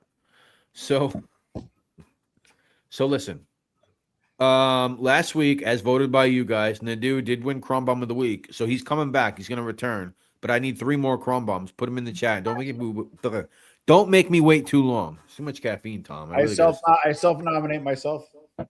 You get enough votes. If you got to get enough votes. Once I see like 3 or 4 of the same name, they get chosen. Tom Brady, come on, Vinny Boomboss. All right, Dan Herman. Wow, another one for Dan Herman. Jimmy Easy. So that's 2 Hermans, 3 Hermans. You guys are deep on this. 4 Hermans. Can I ask a question? And I guess maybe in this new kind of mob genre, it's like something happens and there's like 6 channels jump on it. That guy selling the cheesesteak is like really not a big deal. A lot of guys start businesses. I know. They get up to a certain point, they get out. Somebody else takes it over. Joey's doing the marketing, probably as a royalty, has a licensing deal. Snuff is still doing what he's doing. Like to me, like it was like a non-event, but it got a lot of air. I don't know. Like that's where like I think the genre will go back to where it was if there's this continuous like making mountains out of molehills. You know what I mean? Yeah, and that's why I don't like a lot of it, Tom. I know there's a whole economy of content creating based on the idea of I can't make content unless other people are doing things that I can talk about, that I can report on. And I know that's like the history of reporting. Obviously, that's reporting, but I don't know. In this little micro niche, it just gets old really quick. It gets too old. Daniel K has an idea. Hanging on Crossway Boulevard. Let's smoke dust and Rob. Yeah, I'll be there soon. What did I not think of that? I'm not eating New Park though because I don't like it. I don't. Johnny Depp better not be there. Sorry. All right. So we have our crumb bumps. We'll have our crumb bumps. It's Nadu, Herman, Jimmy Easy, and I think I saw like 4 Borellos. So that's it, ladies and gentlemen. It has been created. We will start and show. Let the games begin. Let's go. All right. I want to talk about Jimmy Easy for a second. 1, 2, 3. Hold on. 1 for Nadu, 2 for Herman, 3 for Easy, 4 for Borello. Let it roll. Let's go. Awesome. I like to watch the bars move. So I find them interesting because the Cavalcantes obviously were based out of Elizabeth. Very little activity in Newark. A lot of people think it was in Newark. Actually, who was it? O.C. Shorts or somebody did a video on. There was a Newark crime family that went defunct that had nothing to do with any of the 5 families or the Elizabeth, the Cavalcantes. So the Cavalcantes are based out of Elizabeth, right? Some in Newark, very little. Some South Jersey. But there's 2 prominent crews, one in Brooklyn and actually one in Hartford, Connecticut. Yeah, right? Brooklyn had, yeah. And I just kind of semi-fascinated with how the Brooklyn crew operated, being they were a Jersey family. So I am somewhat fascinated with him and kind of what he was about. The other thing is, and I actually, you might know, Frank, when Vinny Palermo got robbed, and he was a serious guy at the time, why did he not retaliate when they took his Rolex? Did he know who robbed him? I suppose he's like a local Dominican guy. That was a street guy. Did he know him? I don't know. I mean, how you gonna rob somebody you don't know? You know what I mean? Yeah. If people are gonna put that in your face and you're in that life, you have no fucking choice but to retaliate. I know a guy that didn't retaliate. A guy knocked him out, a made guy. This is recently. Okay. I don't talk active shit, but I hear about active shit. He got fucking knocked out by some black dude. No matter what the color of the guy. Right? They got into an argument. The guy fucking knocked him on his ass. He didn't do nothing about it, and he got shelved. Oh shit. I mean, the one thing I do know, and I hold multiple stories, is although they don't kill you anymore, if you do touch a made guy, you are getting cracked and you are getting beat down. I know one case where the guy knew he was a made guy, cracked him, the guy got like lumped up pretty bad. Well, back to my story that I just said a little while. They asked the guy too, "Are you going to take care of us, or do you need us to help you?" Yeah. It's a money guy. Yeah. He said, "No, I got this." He never got it. And then they told him, because not everybody's built that way. You know what I mean? Yeah. But when you're in that situation and you get fucking got, you have to. Well, there was have retribution. There was a really good story. There was a captain with the Cavalcantes, and his son was not a made guy, but the father was a captain. Cicciotto or something the name was. I think his son eventually got in the life, and he got into a fight with a black dude, another laborer, and I think the guy lumped him up to the point he put the Italian guy in the hospital. So obviously, the guy's a captain. This is in the 70s, I think even maybe the 60s, and the Cavalcantes were strong. So he wanted to retaliate, but the guy was with the Nation of Islam, and they were worried about the numbers and strength. So they were like, maybe we have this guy put a needle in his arm, kill him that way, maybe a robbery, whatever that was. But they were super worried about blowback from the Nation of Islam, to the point that Sandro Cavalcanti went to Carlo Gambino and asked him for advice. And the advice that Carlo Gambino gave him, he goes, listen, although it's important to respect your captain and his wishes and retaliate, if you do something that's going to put the jeopardy of the family at risk, you got to let it go. And you let it go. If you Google it, it's different situations, different people, different circumstance. Where Carlo Gambino wanted to let it go because then it make it look like his position's nothing.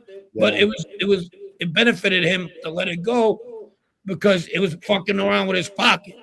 Yeah. So he builds this whole fucking story about, look, you got to do what benefits the family and forget about your ego. Yeah.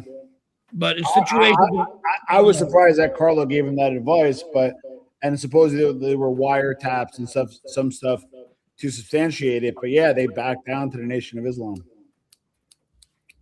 That's a smart backup. Sometime back down. Yeah.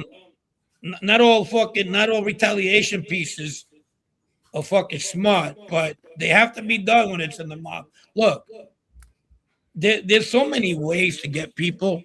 Yeah. And if it's, I'll give you a story. There was one guy one time, was a made guy. He got into an accident. A civilian fucked him up.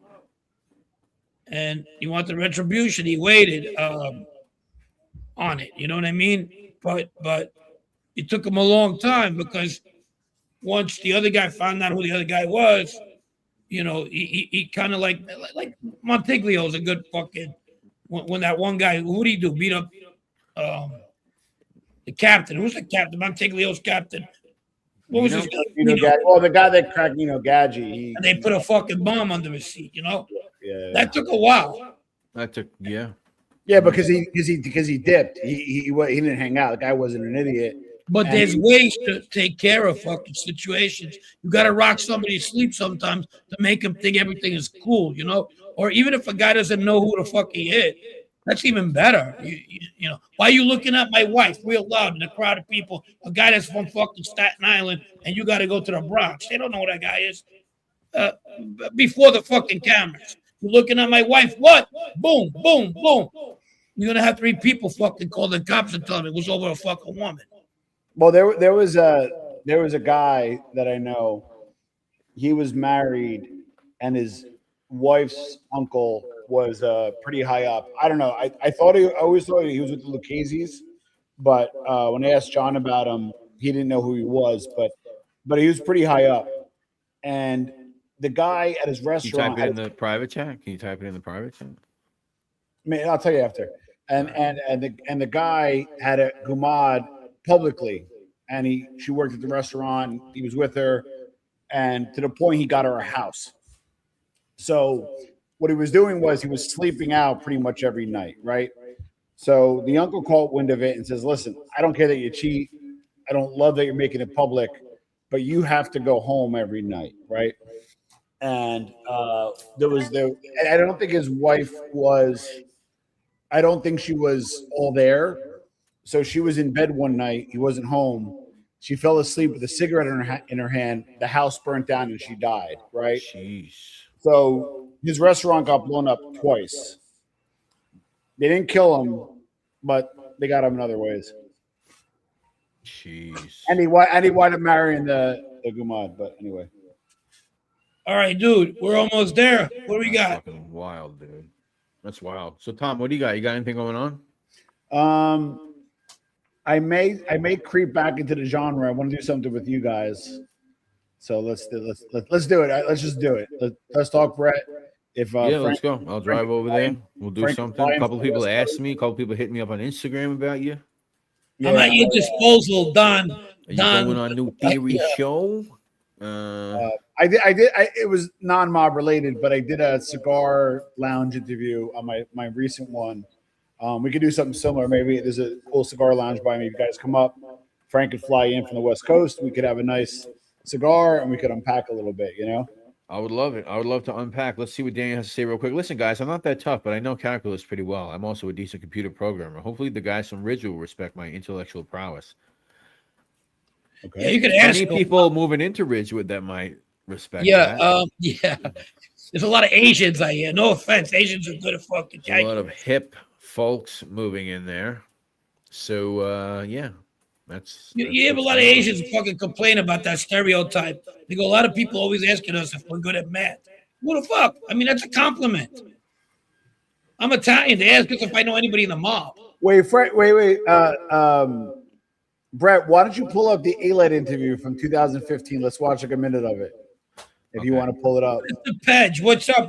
Yo, Pedge, what's going on? Yeah, I'll pull it up. All right, so I think the poll is getting towards the end here. Nadeau is at 5. Herman is at 11. Votes. 22% Nadeau, 48% Herman, Jimmy Easy 9, Borello 4. Damn, I don't even want this Herman on the thing. He's so like fucking nondescript. Who the fuck is he? I don't even know who he is. Yeah, like I don't even. I don't know much about him. We let you guys decide. I mean, listen. One thing is, remember, it's although it's half-ass, it is somewhat of a community, and I think Jeff being back is a good thing. My opinion. Well, no, Jeff, but yeah, that's not wrong with that. I mean, he's really good what it does. Yeah. Is it on New Theory or is it on something? Oh wait, it's on New Theory. You want me to send you the link? No, I got it. I was on the home. So I'll give you a little bit of the background, and then us three could do like maybe a separate reaction video, or could react to it kind of now. So this goes back to 2015.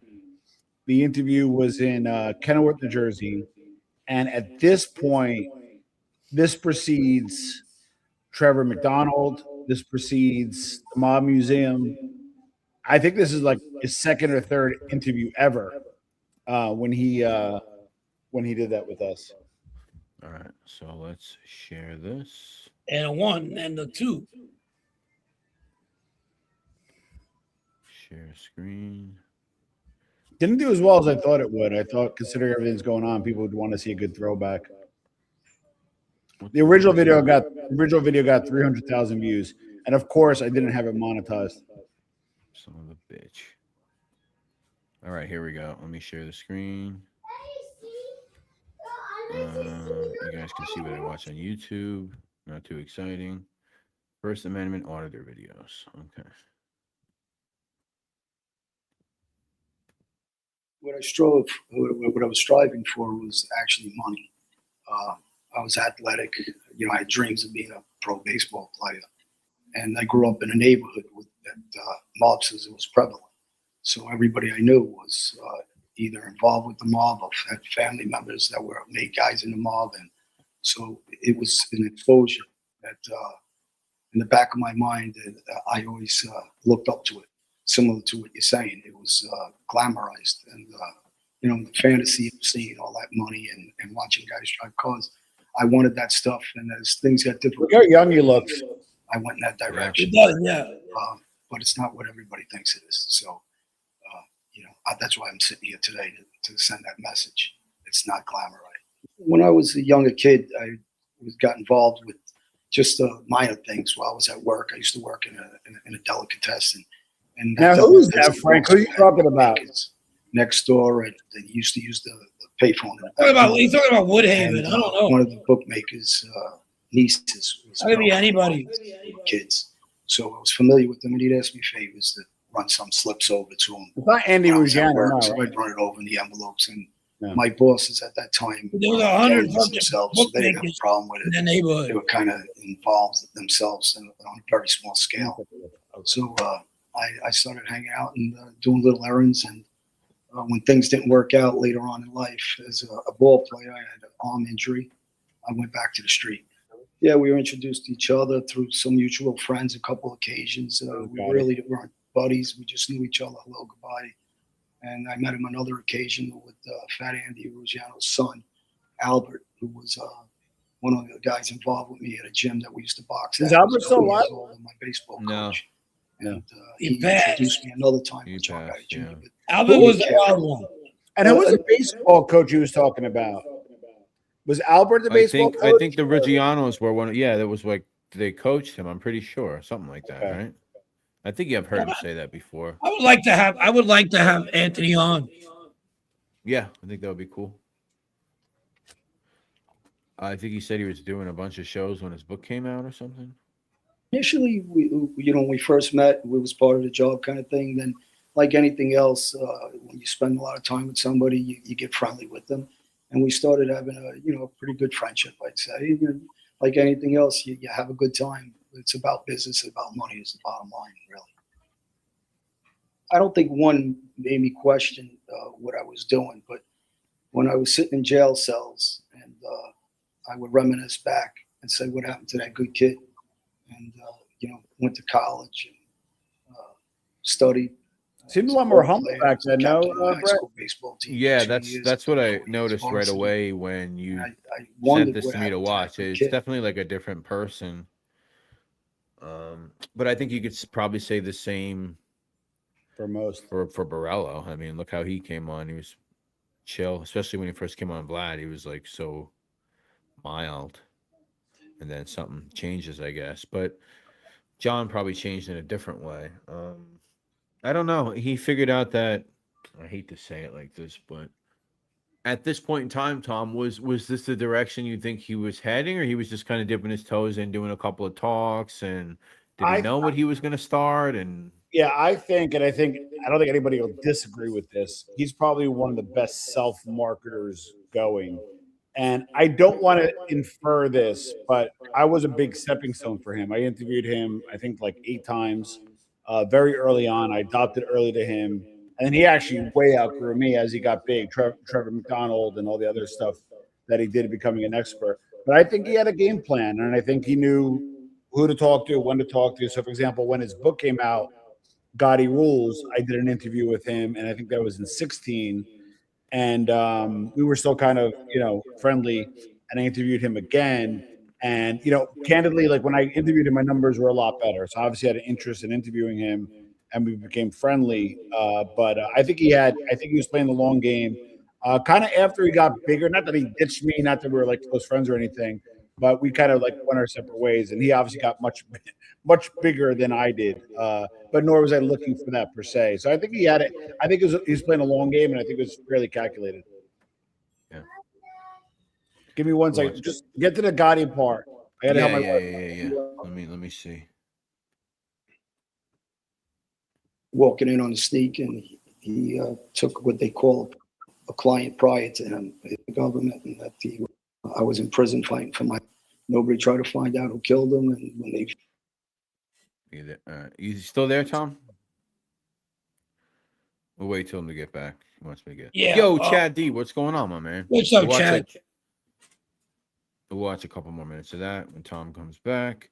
Let's see. Daniel K. John lived not far from the intersection of Jamaica Avenue, Whittier Boulevard, right by the library. There she is, the great, the amazing Roro J. How are you doing, boys? You finally made a laugh. Roro, what's up? We know what's going on, Roro. Don't worry about it. We love you, and we know what's up. We love you, Roro. We love you. Good people right there. Tom's here to unpack for you, Roro. That just made my night seeing Roro. Roro, I'm glad Tom is here to unpack, Roro. That's it. All right, so here we go. We're getting into some of the John Gotti stuff. Eventually did find out who killed his son.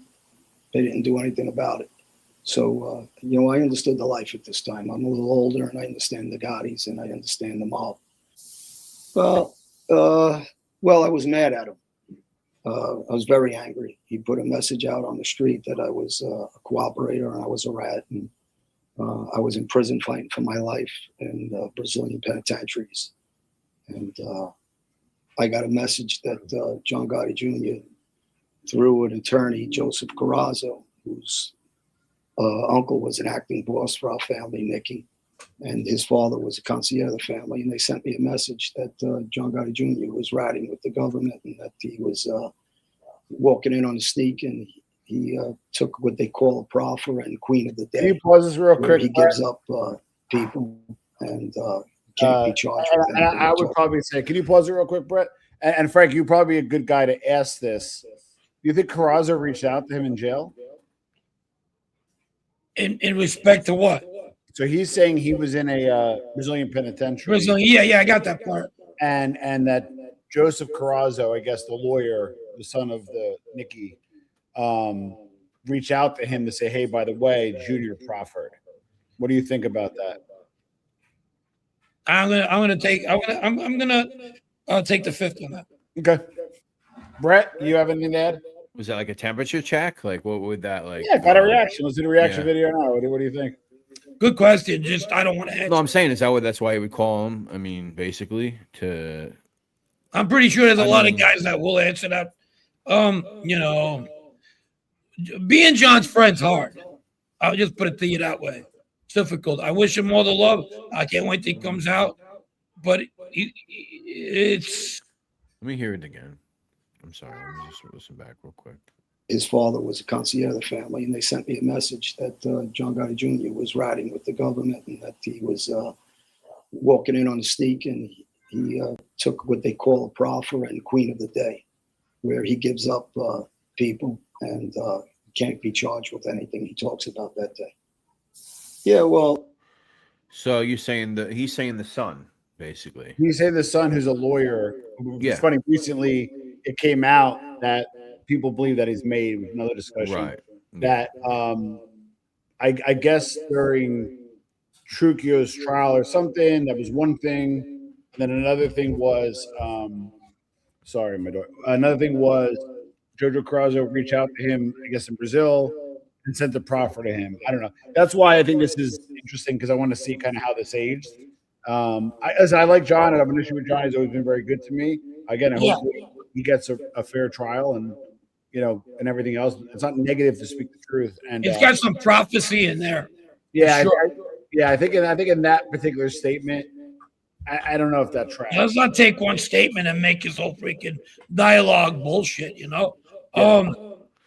No, I know. Yeah, I mean, it's like, not as big. Like we're looking for the hair on the egg here. It's on the same thought as like, Sammy, like John wanted me to take the rap. He wanted me to. It's the same kind of like, how do you know? Like, I don't know. Right. I mean, yeah, and also Sammy, as much as people don't like him, makes so many accurate, powerful statements that sometimes they override his bullshit.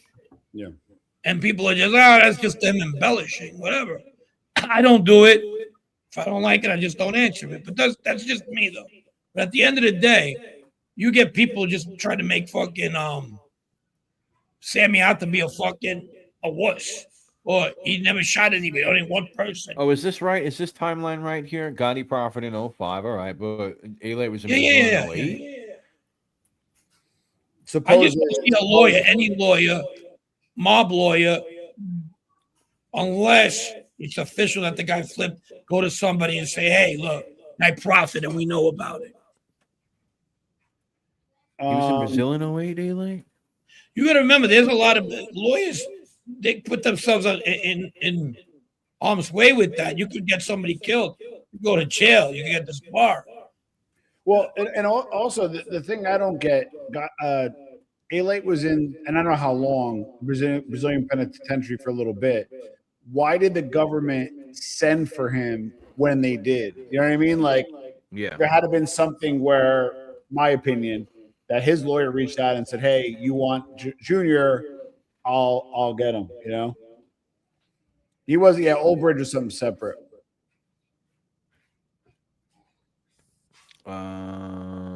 What happened? There was a lot of guys. No, I was wondering because didn't he for the let me see, hold on. I'm probably thinking of something different, but maybe I'm not actually.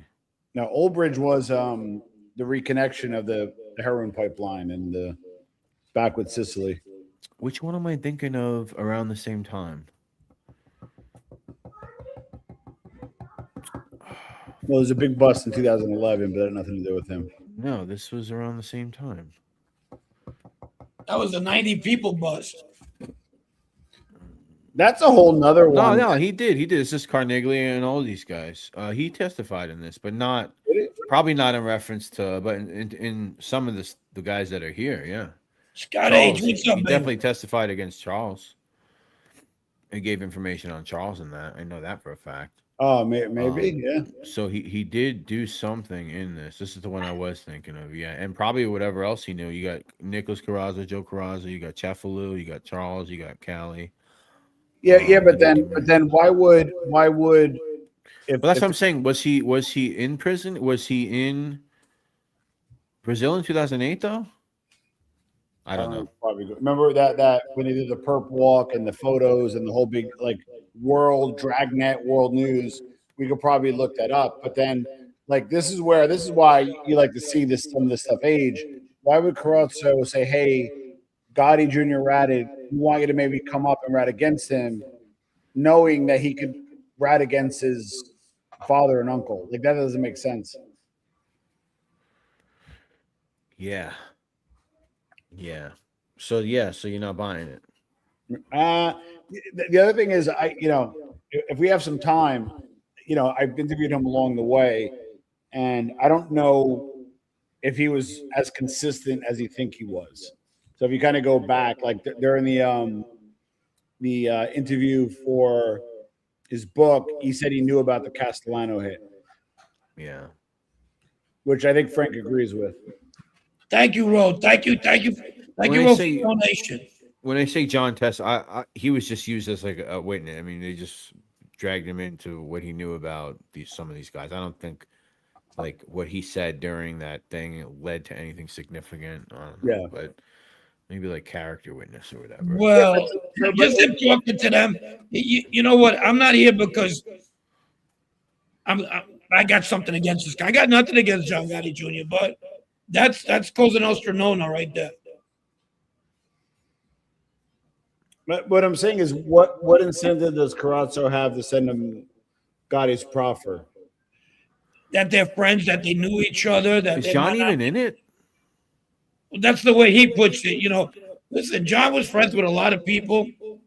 It's not a secret that I'm not making an excuse for John's statement. It was not a secret that the Carrazzos did not like the Gottis. They hated the Gottis, yeah. Hate's a strong word, but they didn't like them. Especially that immediate group, that family right there, father, son. So could Joe been like, hey, John, watch out, because this guy's starting to talk. You never know. Yeah, but then why does the American government, if there's a manhunt for him, he's in a Brazilian prison, which probably is not the best place to be. Why didn't the Fed just keep him there? Like, why do they make it a big point to extradite him? What were they making it a point? Yeah, They were like, get this. We're corrupt. We have a corrupt jail system. We have corrupt cops. We don't want this fucking guy here. Americans want him. Give him to him. Okay, so then when no, I get why the Brazilians exported him. What I'm saying is why at that time, I'm guessing he went to the government and said, "Hey, I'll cooperate. Just get me out of here." You know what I mean? I guess you got to be in a fucking Brazilian jail to find that out. True. And the question is, I remember we were eating at a place which was on like a rinky dinky place, fucking somewhere in the south. So they had one light bulb outside. We decided to eat outside. They had a little outside, and he looks at the light bulb, and I go, "How was Brazil?" He goes, "You see that light there? That light was on all fucking day, like a light bulb." Wait, real quick. Is that you, Tom? Because it's echoing. I'm gonna mute. What's that do? What's up, Common Sense? How you doing, bud? Common, what's up, buddy? What's going on? Common Sense says no. Allie was fighting extradition. So wait. Common Sense would know because he knows the story pretty well.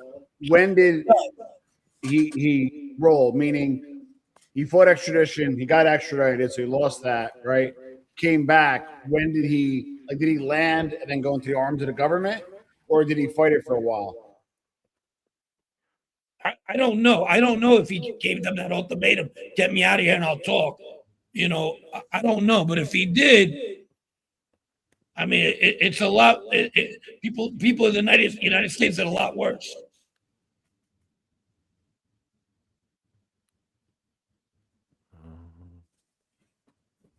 Because he wanted to pull a Joe Messina. Chickatelli. He wanted to pull a Joe Messina. It's obvious. I mean, I know. He was extradited. Welcome to the show, Chicky. Welcome to the show, Chicky. 2006. Yeah, so I was right. He did cooperate in that Old Bridge thing. So he was not in Brazil in 2008, as somebody said. I was right about that. So it says, I believe, 2006 or something like that. Yeah, but why would the government go through the expense? And I do believe Common Sense when he says he fought it. But my question is, why were they such in a hurry to get him back if they didn't think he was going to flip? Or maybe they had him pegged in profile. Drop a link for Common. Yeah. But I am definitely not anywhere near an expert at this. Back to what Chicky was saying, Chicky, I've seen worse situations. You go to trial sometimes because you don't want to be known as a rat. If you have the money, you try to beat it, because if you beat it, think about it. You reap all those royalties again. You're the guy. You beat the feds and you come out. But if you lose, who knows what he was going to give him? Frank, can I play devil's advocate for 1 second? Okay. If Junior is not in life anymore and he does it as a legal strategy, according to the street, it's obviously ratting. I don't think anybody disputes that. But if he's not in life anymore, that's probably why he did it. Like, he really was like, he knew the consequence of doing it could be death. He was playing that angle, and that's fine because it's a legal strategy. He was playing that angle, you know, and that's fine. He does the whole interview with his dad, and he knows that that interview is being taped, you know. But look, I don't have nothing against. What's up, fellas? What it seems like. Hey, what up? What's up, Common? What's going on, bud? Hold on, we got a legend. We're gonna bring on. You mind if I bring someone else on? What's up, Tom? Who? No, go ahead, Common. Go ahead. I got someone else too. Go ahead. What's going on? Yeah, no, I'm gonna be home in like 5 minutes. I'm just tuning in. What I just heard you were talking about the A-Light thing in Brazil. What is your question? So Common, I put up an old interview I did with A-Light back in 15, like one of the first ones. And the first thing he said was he was in jail in a Brazilian penitentiary, and he got a proffer from Carrazzo, Jojo Carrazzo, the lawyer Carrazzo, that Gotti proffered, and he sent the proffer to him. That's kind of, I want to see what you think. Is that possible? He claimed. Hold on one second. Let me disconnect this. It's connected to my car. He's claiming that I think he was trying to help Ronnie One Arm originally with his case or whatever. That Jojo Carrazza got it and leaked it to him to let him know what was going on. Now, I don't know if that's true, but you do have to remember that there was articles in like the New York Post and other places that they knew Junior sat down with the government. I mean, Capici wrote about it back in like 06, I think, 05, 06. So he claims that he came in afterwards after he found out that Junior was already proffering. And that's when he finally agreed to come in. That's what Alite said. Yeah, but I did hear that they wanted him to help with Trujillo's case, but then didn't Trujillo like did his own opening statement, and on the opening statement, Yeah, he did the opening statement because Joseph Krauser, the attorney, was on another case, so he wound up doing his own opening statement, and he basically said in front of the court that he doesn't understand why he was on this indictment. It was started out with Alite and Junior, and their dealings with each other, and he didn't know why he was there or whatever. But obviously, they all knew each other. So when did Alite flip, as far as you know? In 2005 or 6, right before he came home. He dropped he was fighting extradition for like 2 years in Brazil. Interesting. And then finally he basically surrendered. Yeah, because there was I remember Casper Rose did an interview with the guy. It was one of his old cellmates. His name was like Marco Pinto or something like that. He had done an interview with him. Yeah. And what happened is that Alite had a whole bunch of money, and he gave the cellmate money to try to buy him a piece of property in Brazil. Because if he could prove that he owned property in Brazil, then he could fight the extradition. And the guy ran off. Because he was a Brazilian citizen, and the guy stole the money. Yeah, supposedly. Yeah. So when he's on the plane and the whole deal, like international manhunt, perp walk, he's not flipped at that point, correct? No. So then he came back, he lands, and then he flips. I guess the only reason he came. Well, that's why he came back. He agreed to cooperate, so they put him on a fucking private jet and flew him up here, because that's when he dropped his fight against extradition and shit like that, and he said he was going to cooperate because he claims he found out that Junior was doing the proffer and all that shit, and everybody was telling on him. Yeah, but that's what Alite claims. Do you believe Carrazzo sent that though? In your opinion? No, I don't know. I don't know that they ever had it, to be honest. No. I believe he got that much later, even after he got out, after doing all that time, before he wrote the book with was it Anastasia or whatever. Yeah. Interesting. Because why wouldn't it have been passed around and people seen it prior to that? The first Alite's the one that put it in his book. Nobody ever saw it leading up to that. Yeah, people knew Junior sat down with the government, but they didn't have like the physical proof, so nobody could really say anything. Well, that's true, because Tom, in that interview with Alite, he does say something like, someday they'll see it, or at some point it'll come out. Doesn't he say that? I'm pretty sure. Yeah, essentially, yeah. And then he puts it in the book. And then he puts it in the book, right? So it's not like, Yeah, and you have to remember too. Like, I'll give you an example. Like, you guys know who Joe O'Kane is. I know you know Frankie. You know who he is. Yeah, of course. So Joe O'Kane wound up testifying on Junior's behalf during his trial, and shortly afterwards he was later murdered in prison. Now, you got to remember back in 2006 when the New York Post and Capici and all them wrote that Junior had to sit down with the feds and was telling, nobody actually had that paperwork to really prove it, because there's no way Joe O'Kane would have testified for Junior if that was 100%. No. It was just a rumor at that time. You know what I'm Absolutely saying? not. So that leads me to believe that the story that Alite's claiming about actually physically having the 302 and that information, I don't believe that that's true. Yeah, okay.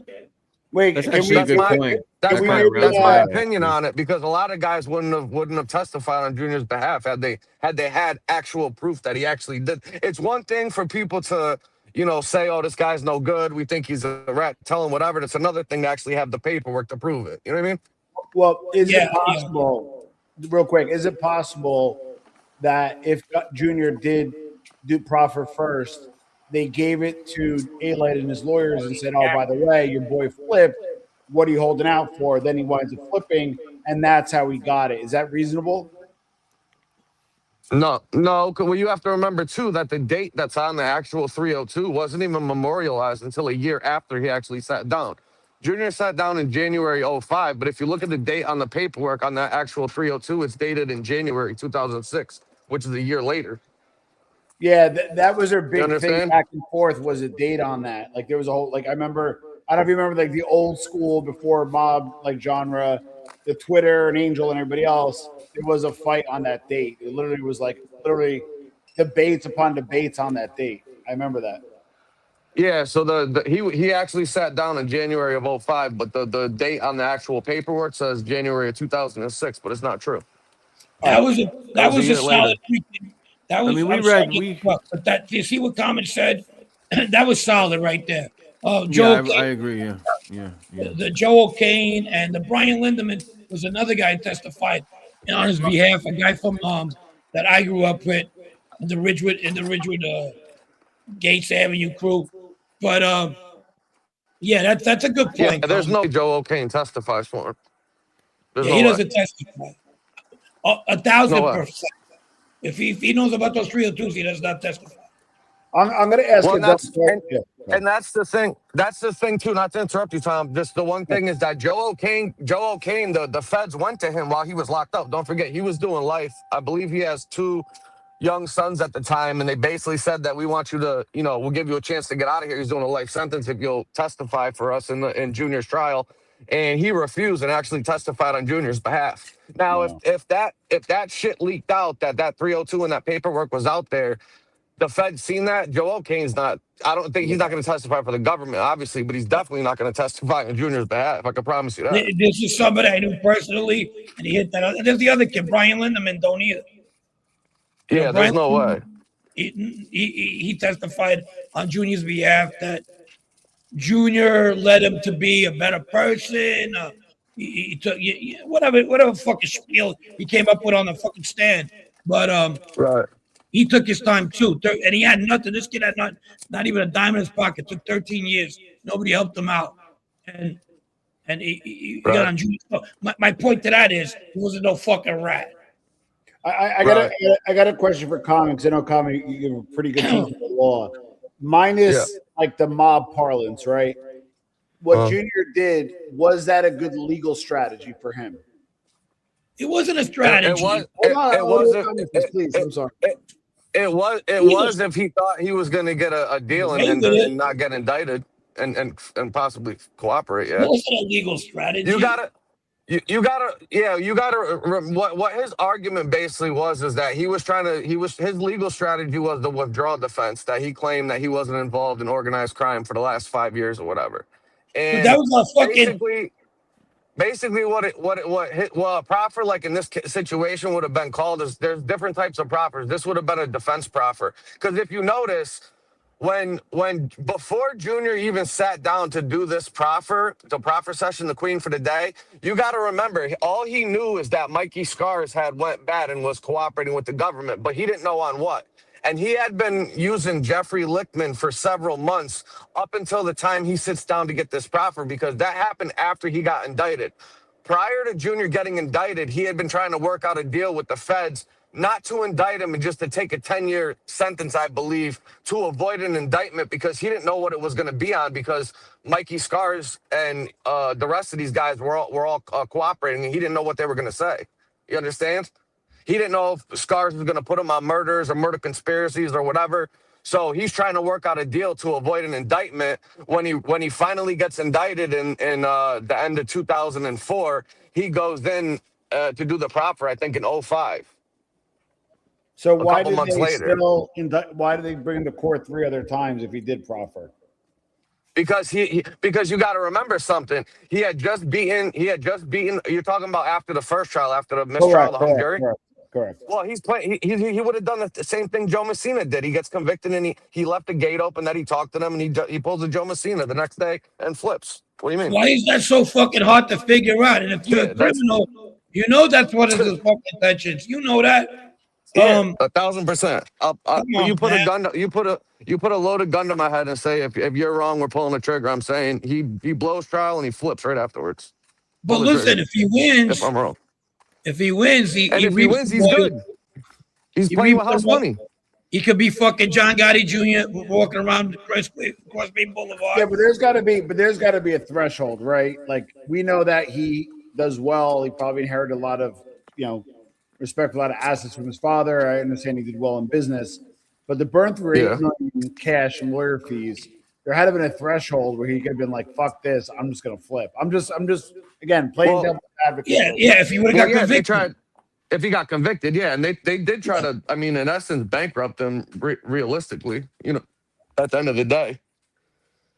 And you got to remember, if he thinks that he just came off of a trial that he won when Mikey Scars testified, who was basically his right-hand man for years leading up to that point, if he just beat a trial where he's the star witness, he's playing with house money right now. Why would you not gamble it? You already beat him once. What's going to get any better? So how did he win? I know A-Light was considered non-credible, but Scars, okay. is. Let me touch on that real quick, if you don't mind. Listen to how ridiculous. And I used to be on this train before too, where I thought, before I met Frankie, obviously, before I met Howie and started talking to them, these guys known A-Light for 40, 45 years, grew up with the guy.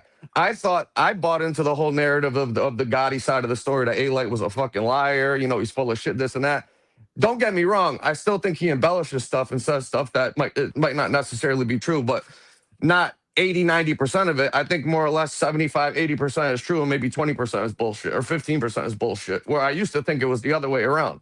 Yeah. Now, if you're going to tell me that A-Light was so discredited and unbelievable, that's the only reason Junior won trial, well, then what about Mikey Scars? What about Joey D'Angelo? What about all these other guys?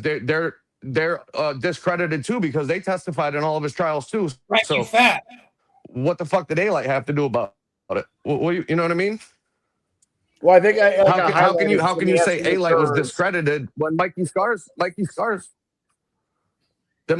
was discredited then, because he testified in all three trials? How can and you got to remember, I think it was like an 11-1 or a 10-2 on a conviction. There was only one or two people that voted not guilty and wouldn't say guilty. This wasn't like a split decision.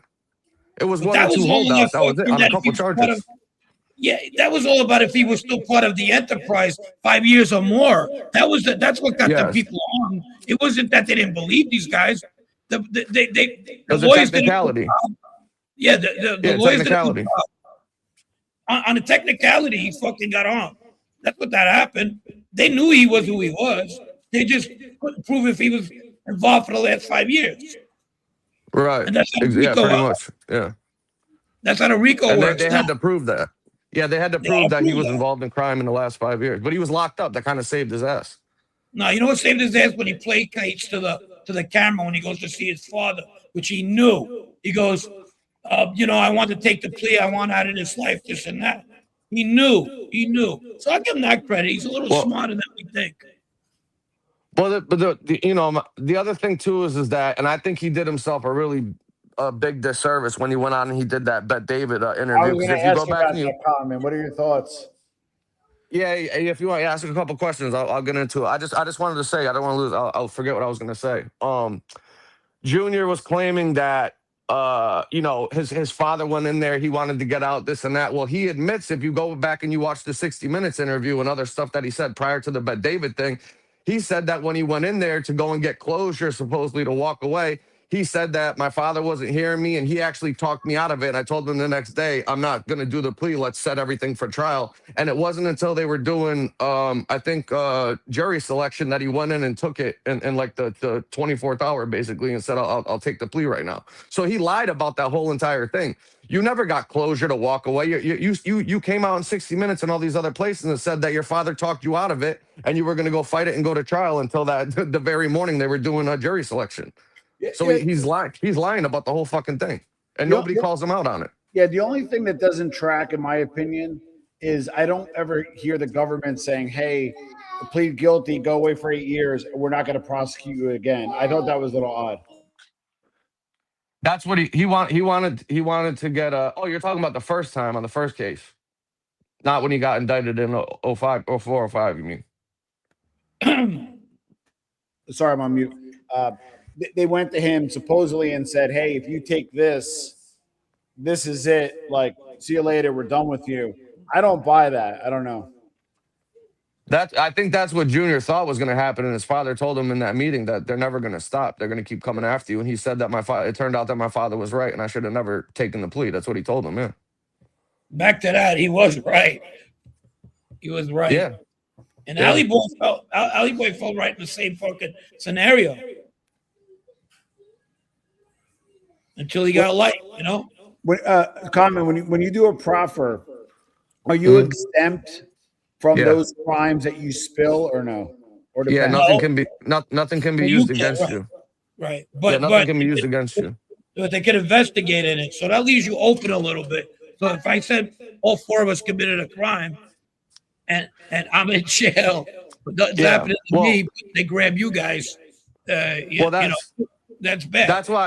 That's why I said before that what he did is that he was trying to cover himself because he probably wasn't sure what, Mikey Scars or any of these other guys was exactly going to tell him. So when he went in there, he basically did a defense proffer and was trying to explain if the Silver murder got brought up from the Silver Fox or the thing about Johnson Amo. He's pinning it on other people saying, you can't charge me, don't indict me for this. These guys did it. They're dead right now, but they killed him and they did this. I had nothing to do with it. So he was basically in there doing a defense proffer saying I'm not guilty, these guys are, but they're dead right now, so you can't even question them or ask them, so they can't charge him with it either. And then that's his way except for Watts, right? I mean, he was around. Him and Danny Marino, but there's another Namo thing. He puts Watts on it, and that's a really fucking bizarre supposed homicide. I mean, that's fucking weird, dude. I don't know. Well, there's that technicality, he's fucked.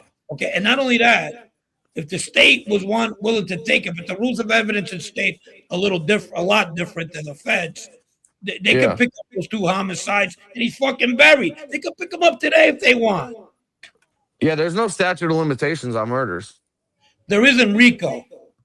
It's that was the one he got away with. The technicality. He wasn't part of the RICO indictment in the last 5 years. That's why he got away with it. But there's none in state. State, I tell you, the rules of evidence are different. But then again, in state, they need like fucking 3 witnesses, smoking guns. It's hard to convict in state if you have a half-assed case.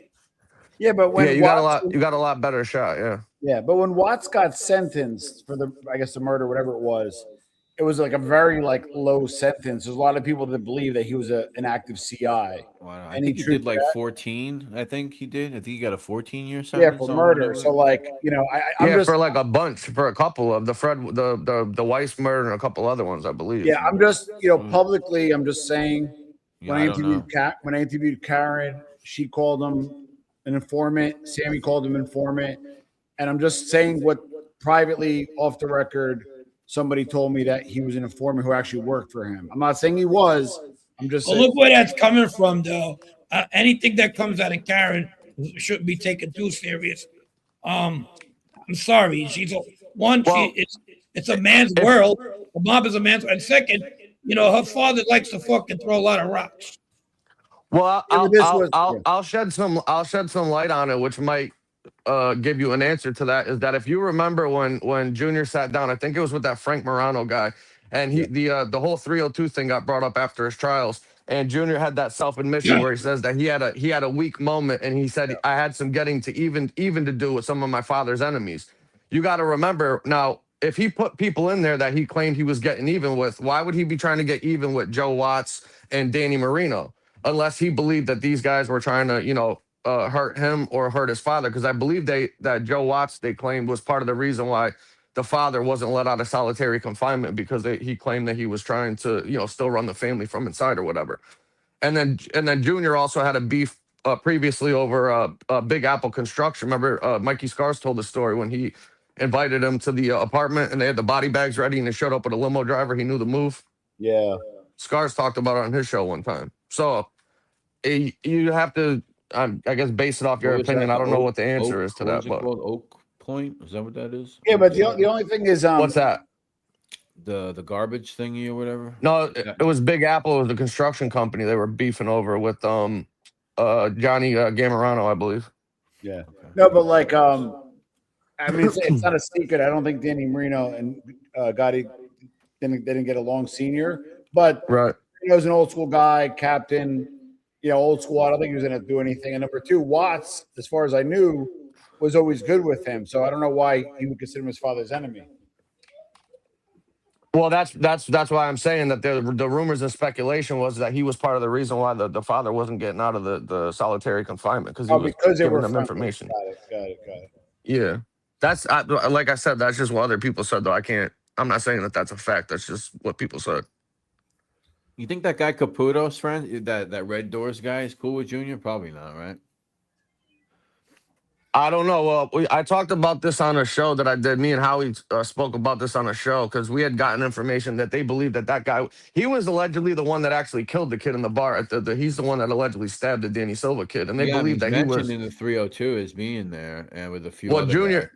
Yeah, Junior puts that guy in his 302, and if that's that's still an open murder. So you have to ask yourself. And like I said, I had gotten some information with Howie that they thought that guy was an informant at one time. I you can take that for what it's worth, but I got it from a very good source that knows all the above people. So, what about? I believe somebody grew up in that neighborhood too. Wait, what about Giacomo Amato? Oh, he says it doesn't take a lot to fucking pull the trigger. I said, yeah, it kind of does. It's not a lot. He goes, to get shot, it don't take a lot. Right. Hey, what's going on?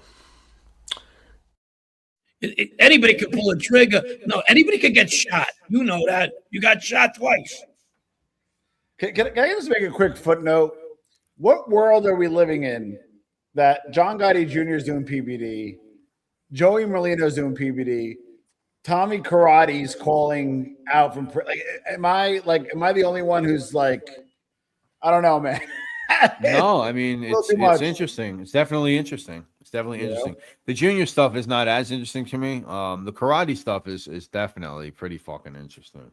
Yeah. Gotti Junior on PBD, it's kind of a match made in hell. I could see those guys hanging out.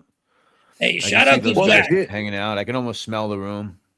The other thing that's kind of, I mean, with the whole thing with the Patera, obviously, I think the only reason that he's obviously even doing any of these interviews because that movie's coming out, obviously, and he believes that they're gonna base that movie off that book, the Butcher book that he claims the guy lied to him and he wanted to set the record straight. Yeah. So if that movie doesn't come out, you never hear from him. I highly doubt it. It seems like he has an agenda, but it also seems like he's been being fed a lot of stuff too. Because if you listen to him talking on the recordings, he's using like the nicknames that people gave A-Light and shit like on YouTube online. So it's like, where the hell is he getting that from? Like, you know what I mean? So it seems like he was being. Well, I think a lot of it came from Rob Rosso. Common. I think originally a lot of it. I don't know how often. If he's talking. Who's that? Who's that? Rob Rosso, the guy who's singing fucking Lady Gaga. If you're talking about like, and I haven't heard him, but if he's using like nicknames or like, I would imagine it came from Rosso, but I don't know. He was singing Lady Gaga songs from way back then, because I think Rosso was probably talking to him still at that point, every once in a while. I'm pretty sure. I thought it was more coming from the Gotti camp because Angel had that girl on her show, and then I don't think so. That's my opinion. That's my opinion. I won't speak on this individual. I won't speak on this guy here, but what he's saying is I would take to the bank 100%. Not true. What is it? Not true. Not fed anything. That's all him. He has funny names for a lot of people. It's up to this guy to say anything else, but I would take whatever he says to the bank. Well, he was calling A-Light a liar and A-Rat and shit like that. That's right. So if he's saying stuff like that, he's getting that probably through something because that's been around. But I don't know, man. I don't know who talks, and I don't know. Let me ask, comment on you guys. A lot of people were up in arms by his response to Sammy.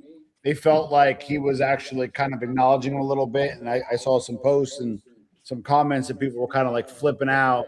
That he wasn't just like F you and like screw you and I hate you. He's like, thanks for the well wishes. Sorry we can't come on. Yeah. Yeah, that's because you got to remember something. And Frankie, you could back me up on this. These people aren't from the street, man. These people don't understand how things work. If somebody didn't hurt you directly or do anything to you, why would he have a problem with the guy? He didn't do nothing to him. Listen, It's the way shit is today. Hey, we spoke about that, me and Frank, but at the end of the day, his daughter wrote it, so I don't know. Yeah. Well, so Frank, I talked to somebody and I got two answers. One was probably not what he said, and his daughter lightened it up. And I got another answer that I'd like for you to weigh in. He's saying that there's some guys, and I wouldn't know this, but some guys that even if you flip, you're still a made guy, and talking to another made guy, I would give you a certain level of respect. I'm just telling you what a guy Bro, stick that in the fucking toilet. You're gonna lose credibility. That's trash. You're gonna lose credibility. Stop saying that. No, I know somebody. I don't know. I'm not saying the guy's right. I'm just saying. So fucking Sammy could go to a fucking club, knock on the door, and they'll be like, "We'll give you 2 seconds because you were a made guy." And another thing too, once you're a made guy, you're always a made guy. Stick that up somebody's ass. That don't go nowhere. All right, well, listen. I was fighting with made guys with fucking rat units. Yeah, that's what happened to me? Were they gonna kill me now? That's ridiculous. Yeah. Fucking made guys. That's for like that's like an insecure thing that some of these guys say. Like you'll hear the made guy busted a lock on my you'll hear made guys that cooperated that act a little hinge online that would say, you know, always, you know, made, always made, you know, I'm made, I'm this. Let me say something. I had a made guy fucking bust a lock over my fucking face. I didn't do nothing because I got a head like a fuck, and we still fought just because I abused him for a fucking year and a half. Probably deserved it, but he pulled up that captain shit. I thought, go stick that up your ass. And from then on, I became the fucking abuser. So he couldn't take no more. Hey, he was a captain. Who gave a fuck? Going back to Tommy really quick in reference to that movie, and this was something that was actually told to me by the guy that was selling his paintings, and he said it to me publicly. The guy that sells his pictures, that basically Tommy knew about the movie. Pete bought a lot of art off him and was supposed to meet with him at some point in the prison. Did he? And things kind of fell apart. This came from the guy that sells Tommy stuff. He told me that. Well, the daughter said the daughter said on the show that he was supposed to come in for a meeting, but he had to go to rehab and it fell through. Right. Well, this guy told me that, I don't know, a couple months back before all of this stuff. But Common, I get it's off his book, but if there's a lot of inaccuracies, don't they got to wait till he dies to use his likeness?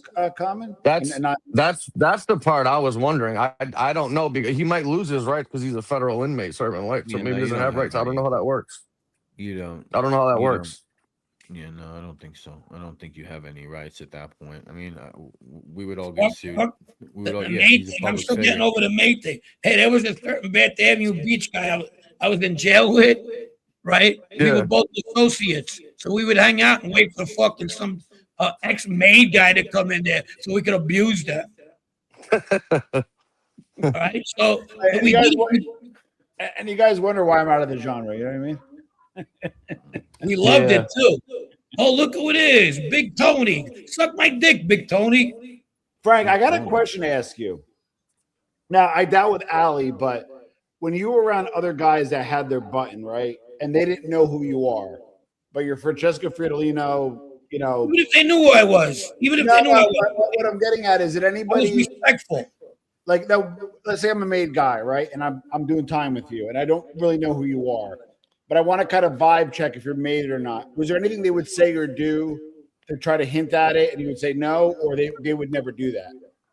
What do you mean? To like made so you and I are Sellies, and I'm from Buffalo. You're Francesco Friedolino. You walk the talk, you walk the walk. I got to kind of 90% that you're made. Is there something that I would, and I'm a made guy, or something I would maybe say or do to try to vibe check you to maybe see if you're made, or that wouldn't happen? Now, we all know who's made it. It takes about 3 days. Everybody's there. They know somebody who knows somebody. Yeah, no. Well, they guys don't do a lot. They don't disrespect in there. I was going to ask, is this in the witness unit or prior? Because that's a big difference. In the witness unit, everybody knows who's who. You know what I mean? No shit. It's secrets. You know, I hated that place. But you know what I did like about it was I could abuse these fucking guys who thought they was somebody. Yeah, now they're all on even playing field, yeah. Oh, they don't think so. They used to sit by themselves in a corner. They would help. I heard Messina was doing a lot of that. Yeah, and fucking Joey Caves came up there one time. He had a whole fucking thing of pancakes and took them on him. Oh, I thought it was cheeseburgers or something. I thought it was pancakes, cheeseburgers. It was some kind of Yeah, it food. was yeah, and he said you ain't made anymore, so you're not the boss anymore, some shit like that. Yeah. I think Arlotta was with him in the unit. Well, that's where that story came from. Ah, okay. Yeah, but that's common. That was common. You know that in these units, you kind of like, who gives a fuck? But yeah, some people were sick like that. Is there Frank, any update on Ayla? Has anybody heard anything? What's going on with that guy or no? no, I mean, Basically, what I heard, you know, we discussed a little bit on the members only show, was that he's got a lot of people fucking talking against. yeah, that's one thing. It's more than Luck Rotondo. Seems to be could be like 2 or 3 people or something. Yeah, but you know, Oh, cooperating, you mean? Yeah, I spoke to 2X feds. and they wiretaps say- too, wires. And I shit. thought I talked to 2X feds and said this case would never hold up in federal and that it's a very weak case, but he'll probably cop out to like five because like it's a weak. What are you gonna do? Gonna drop? What's a common? What's a federal case cost? Like 250 ish. What would Nah, you say? Oh, if you have to pay for it, like defense? Yeah, let's say he wants to go through trial, like $250,000 at least, right? no, Oh, yeah, probably at least 100, maybe 50, 100. Yeah. He's got the one guy who's a big shot, and he's got Doug. You're- Anton, not cheap. A quarter million. You're talking about like a racketeering RICO murder trial, maybe. Fucking Or- not a loan sharking case. Yeah, Some but petty murder shit. involved. Yeah, but 100 Yeah. liquid, 100 liquid is still a lot of money. I don't think they'd want that though. Like maybe 50 or something. I don't know. It's a state case, probably 50, the whole shebang. 25 plea. Yeah, I was told it's a weak case. He's probably not going to want to risk trial, and they're going to offer him like 5 years, get out in 3, and he'll probably. I take think it. he's gonna get less than that. Domestic threat. I don't know. I'm just thinking. I know. I get it. It's Yeah, him.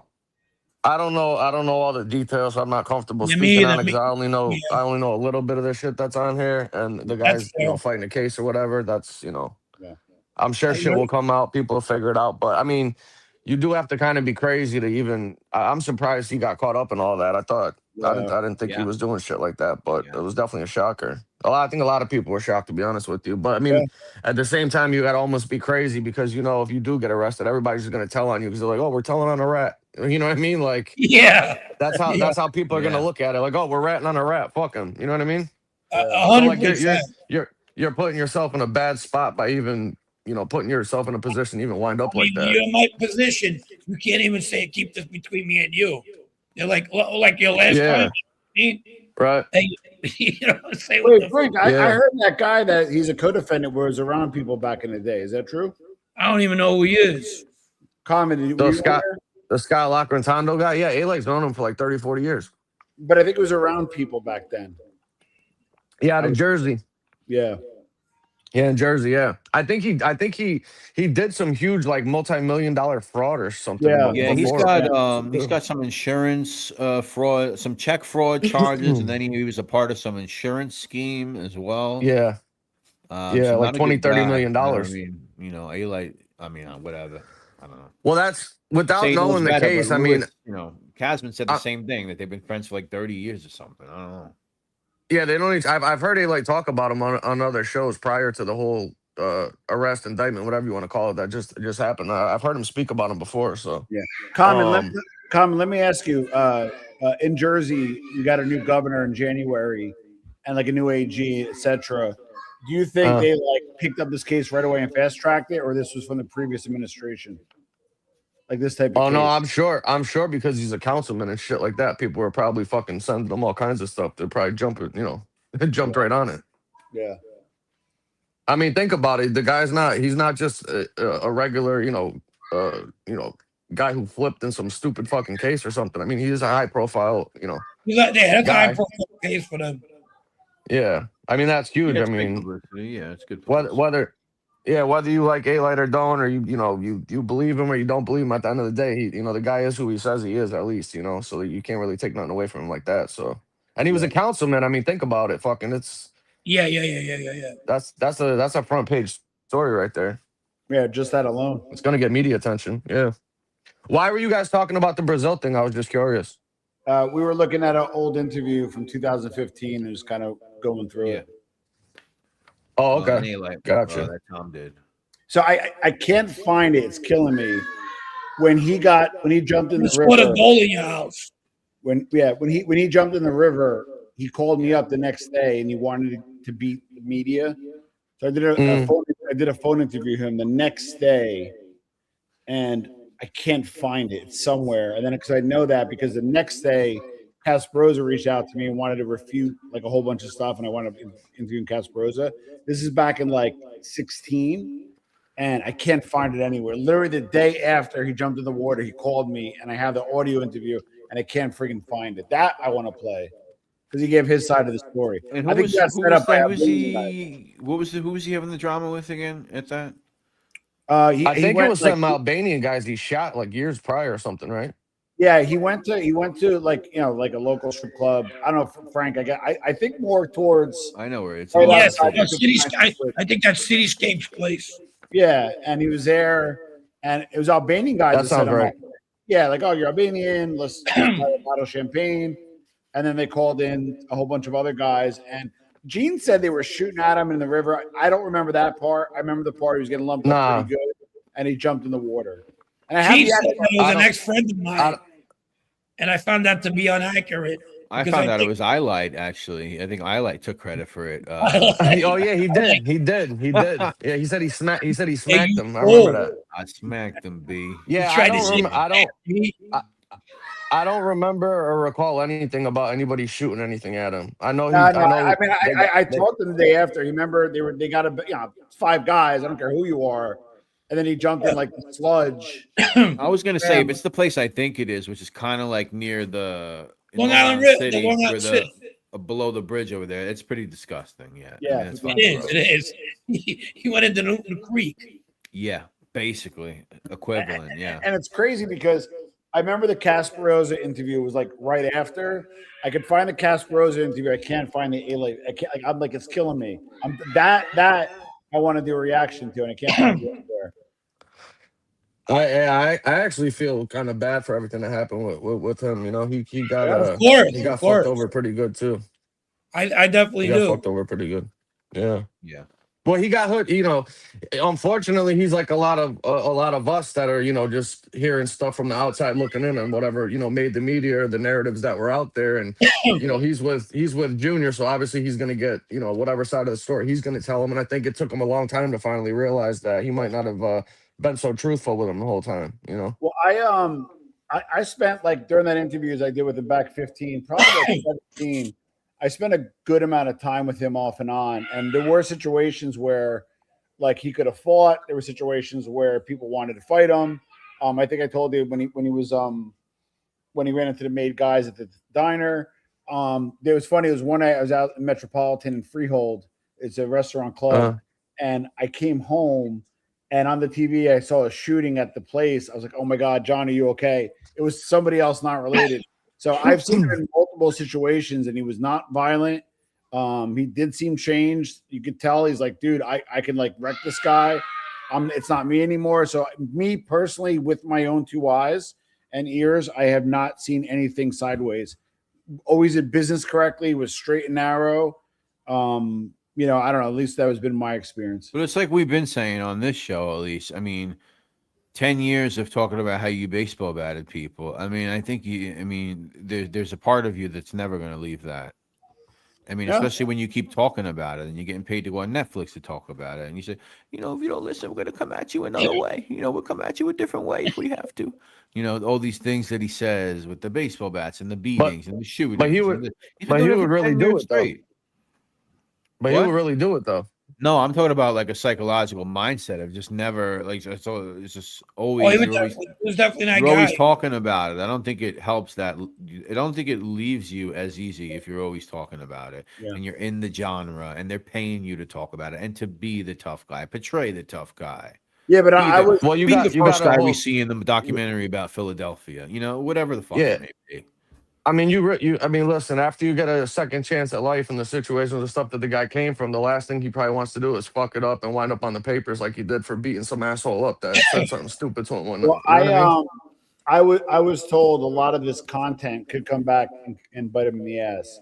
So they do clips. They and can't. stuff. Well, yeah. I mean, if he was making, well, yeah. I guess they could. It depends what they're gonna, Well, they're deem gonna cherry pick, admissible in you know fucking that. court. You know what I mean? I mean, if Yeah. everything they say about him is It's not true, gonna I mean, help him. It's not gonna help him. That's for Kind sure. of crazy. Well, that could be the phase of if he went to trial and they try to prove his threats were pretty serious because himself does it on video. You know what I mean? And then they could do that.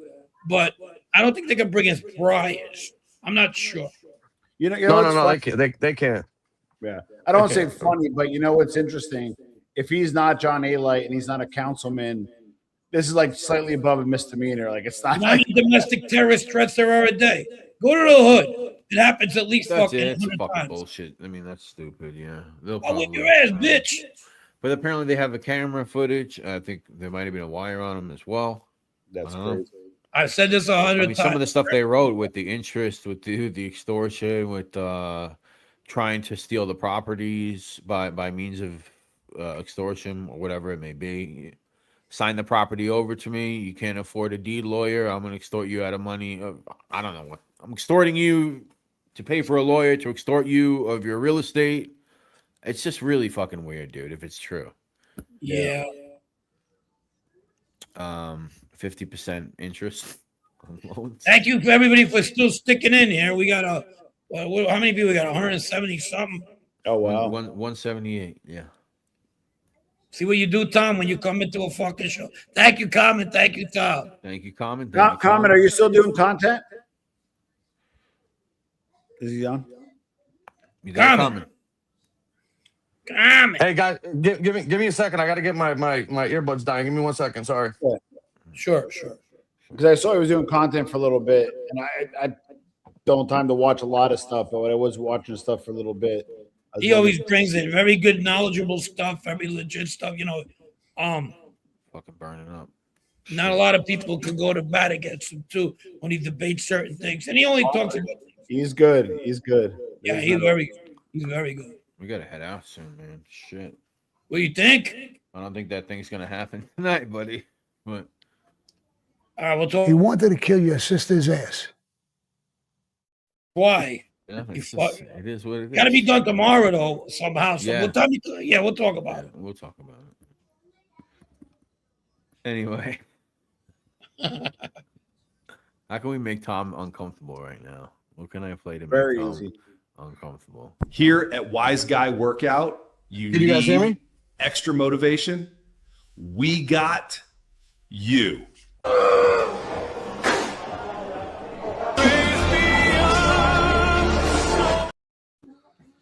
I was we, fucking. we didn't make that. That's JJ Lambone sent it in. I have nothing to do with that. Oh, I did not produce okay. that. Makes I did sense. not produce that. Just so you know.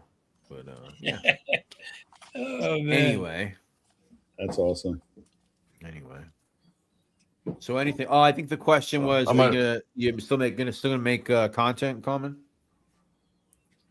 Yeah, I've been meaning to come back. I had some just personal stuff I had to take a break for, family stuff that was going on. So Cool. I took a break for a while. But yeah, I plan on coming back and doing some stuff. Actually, now there's a lot of stuff that's been popping up. I'd like to go on and shoot Common, the let me shit about. ask That's you. pretty interesting. So Calvin, let me ask you because Sure. they kind of disagree with me.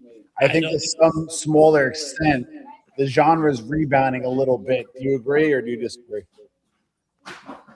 oh no, definitely. It seems like it's been rejuvenated with a bunch of the new stuff that people that have come out. They got that Jimmy Easy guy Jimmy now, Easy. and Patera was doing the phone calls, and Where do you land on definitely him? new stuff to talk about. Where do you land on him? Well, I mean, listen, the guy was definitely from the neighborhood. I spoke to A-Light maybe 2 weeks before this whole arrest thing came out when the Jimmy guy had first popped up, and I had asked him if he knew the guy, and he knew exactly who he was. He said they put him in a hospital years ago, and pretty much beat him with an inch of his life because he was not respecting the orders of Junior. I guess he was selling fireworks and doing the loan sharking or bookmaking or something in Howard Beach and Ozone Park area, and he didn't get the hint, and they wound up catching him and beating him within an inch of his life, from what I was told, and put in the hospital. And the guy was definitely around. Now, regarding a lot of the other stuff that he claims or shit that he says, I think he's a bean shooter for sure. Yeah, A Frank. bullshitter for people that don't know the term. Frank, He's a bullshitter. Yeah. Frank, if he's in the neighborhood where you guys are and he's around, let's say, a decaf captain, in my opinion, like, does a decaf captain have any weight in Brooklyn, or he's a made guy? And captain's a captain. Of course, yeah, of course. Yeah.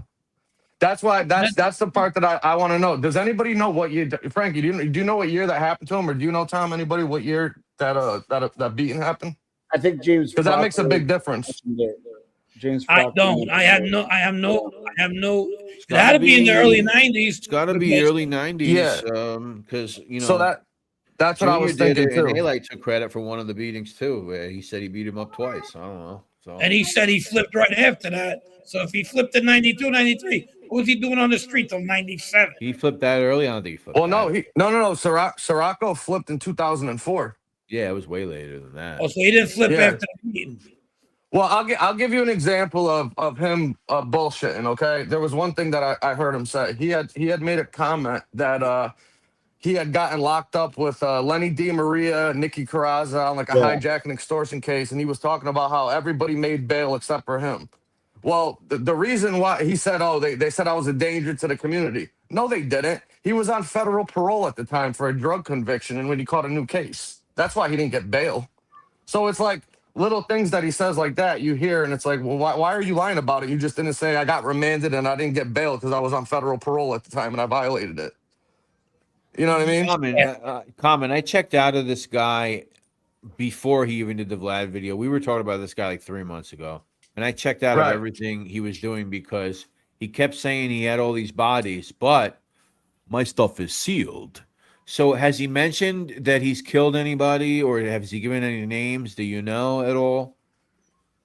Well, there was guys that he mentioned, but it was one of those things we were talking about it the other day where it's like, hey, I knew about the big Paul Castellano hit too. Go check the papers. Look, the guy was fucking dead. You know what I mean? So like, it seems to me like he's another one. We see these guys come on here all the time. I call them the Dead Gangster Society. You know. Oh, you got that from me, God damn it. What?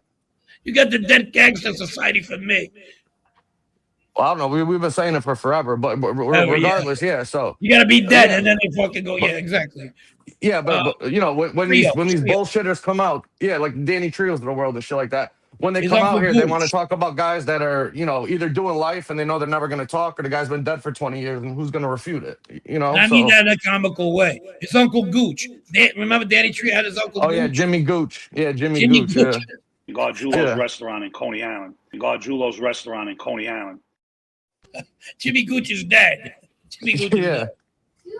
So, like, for he was example, in Michael Francese's crew. He was in Francese's crew. That's where he was. And my Uncle Gooch hated Francese. He was in Francese's. Oh my god. Yeah. I mean, the one thing is, if he was around in the 90s and late 90s, the Cavs got decimated. Like, they literally put away the entire family. If he was even half a time, why didn't he get pinched? Pinched, and I think he said he was away when the pinches came down. And then Guarino, I don't know, tipped him off. I don't know if I buy that, but what I'm saying is, if the ranks got depleted that bad, and especially the Brooklyn crew at that point, why wouldn't he got proposed? Because they were like a shell of themselves. Oh, he claims they wanted to straighten him out a few different times. I heard him say that, and somebody sent me a clip. I think it was on that Matt Cox's guy's show, or it was from one of these interviews that he did recently. He was saying that he was supposed to get made a few times. He was supposed to get made, but the lighter ran out of fluid, so they postponed. Yeah. I think you got to interview this guy, Tom. The pin was dull, and they were out of fucking Saint cards, so they had to wait. Yeah. They didn't have the right Saint. What do you guys? Right now? I know live streams. I know Common and Brett are going to know this. There was a very powerful Cavalcante captain or soldier out of Brooklyn who was very high in the Union, so powerful. I personally think he got killed by the Genovese. They never found out who did it to this day. And then kind of afterwards, the Cavs kind of went under the Gambino's thumb. You guys know what I'm talking about? It was a very powerful Union. About Rotondo? Not Rotundo. Rotundo rolled. There's another guy. They killed him in his car. No, he got killed. What was the name? What that ran? That ran? Oh, was Rotundo? Yeah, it was his father. Yeah, right? Rotundo. The father, Yeah. Yeah. Why did they kill him, and who did it? Because they don't. They say they say the twins killed him. The Gemini twins. Yeah, Like, Testa and Santa or something like that. I think that's right? what came out. It's funny that came out because Bernstein reported it for whatever reason. But as somebody mentioned earlier, I have a bunch of notes from Frank Pergola that places that murder on them too. He's a detective that chased them, and he's got them. I have the notes right here. I was trying to find it for. He's got them doing that hit. Now, obviously, they were never, indicted, convicted for anything they ever did with the Lucchese crime family. But that's who people. But that would have been their associates at the time, though. No. Well, Gas would kill anybody. He doesn't care. No. What I'm saying is, you said the Gemini twins is the one did it, right? Yeah. But at that point, weren't they with the DeMeo crew at that point? No. This was like, when was this murder? 87, 86? I forget. Oh, this is after they whack Homeboy. Yeah, DeMeo got killed in the mid 80s. DeMeo was dead by 83. Like 85, 84 maybe. This is a good question. January 83. From a person that don't know.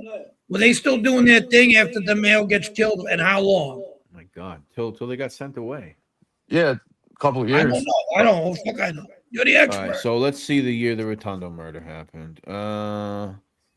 Jimmy Rotundo. I was told that the Genovese wanted him out of the way to take over the. So it happened in 88, and they go away for they're on trial. Keep this in mind. If they did this murder, they're literally on trial while they're doing this murder. Oh shit! They're literally indicted, just like they were indicted before that in 83. No, in 84 they got indicted, and then the case, everything just went on forever. And Castellano got killed. A lot of things got really weird. Yeah. But they did originally get indicted in 84 and then got sent away for life in 89. But in that period, they're doing murders for Casso. I mean, an untold number of murders. Who the fuck knows? And a Musso. I don't leave a Musso out. Yeah. But Frank, you never came across any of the Cavalcantes in the street, right? Pretty much? Nah, Vinny Ocean had that place, Naked City. Wiggles. And that was the closest I came to smell the fucking shit. You know the irony? Most of the guys that rolled. That was in Queens, too. You know the irony? Most of the guys that rolled for the decavs were not based in Jersey. They were based in New York. Rotundo, Capo, Palermo, your boy Jimmy Easy. Most of them guys were from New York, ironically. Yeah, well, the guy Jimmy Easy was with Rudy Ferrone. He was a Brooklyn captain in the family. He was powerful back in the day too. I was a pretty powerful dude, back in the day. Yeah, he was. Yeah. But that's the thing I wanted to know about the guy's timeline. I haven't, sat down and listened cover to cover. Like if he explains any of this stuff, I've only been getting, clips, bits and pieces. Yeah. But like you said, the whole Cavalcanti family, when Vinny Oceans and all them got popped and flipped, that was like what, 97, I think, around then, 90s, mid late 90s. Yeah, the Ferrone guy, I believe, died in like 97. So where was this guy before and after? That's the shit that doesn't make any sense with him. I don't know. Like me, I wouldn't roll if I don't need to, and I'd pick up the pieces and run with it because there was literally nobody. Nobody was home after that point. And what's his Eric? I don't know if he saw the proffer, of James got the proffer and did it on his show. Somebody read it or saw it or whatever. And I guess the murders and stuff that he claims that he was involved with is more or less like, he just knew about him. So he in fact basically fucked himself over by telling the feds, that he knew about murders that happened because they hit him with a conspiracy after the fact. But I don't think the guy's convicted of any actual every murders. Interview does. It's like Hitman speaks. Hitman. Did he testify against anybody? I don't think he did, right? No, he didn't. He was supposed to testify in one of Gotti Jr.'s trials, but they never called him because they probably fucking was full of shit. I don't know. They said, I got beat up. They left me for dead on Cross Bay. Probably found them annoying. You know what I mean? Well, look at the laundry list of guys that they had that testified against Junior. I mean, you had like the upper echelon of the family that was still out in the street at that time. So Allie was there too, no? What'd they need him for? Was Sicali there? Sicali. Sicali, I believe, testified against Junior. I'm pretty sure one of the trials. Fabiano testified. Yeah, Sakali testified in the last trial. I believe it was one of the last trials because he was trying to argue that withdrawal defense. Because I think that's that was another thing that, Junior made up that fucking story or whatever where he claimed that he was with Vinny Basciano and the MCC or MDC. I get him confused. Right. And because he says that him and Basciano were going to do this withdrawal defense, and he went around and he okayed it with Joe Messina and Bobby Sasha, and he names a couple powerful Gambino guys that he claims that he cleared it with, including Joe Messina and somebody else. But regardless, Joe Messina was cooperating in July of 2004. So when did you have this meeting with Vinny Basciano to talk about this withdrawal defense? And if you went to Joe Messina to tell him this, how come Joe Messina didn't testify in your trial that you ran this fucking ruse past him to didn't use in your Junior trial? Didn't Junior bring that up in the PBD interview? Yeah, that's what I'm saying. He screwed himself over when he went and said that stupid shit on Patrick Bet-David's show, because he's basically lying through his teeth, because there's no way you could have had that conversation with Messina because he was cooperating at the time. I got a dumb question, but Sakali kind of said the same thing. Does that validate what Sakali said about Basciano or no? What did he say? I don't know. What Sakali said that Basciano wanted him to, because it's not illegal to be in the mafia, so he could say, "Hey, I'm a captain. Right. We're legitimate now. Blah blah blah. So I'm a captain in his family, but we're legitimate." And supposedly Sakali didn't want to do it because at that point, even testifying for him is considered a rat and it's an allocution, and that's kind of what he's been standing by. So did Junior kind of validate that in a way?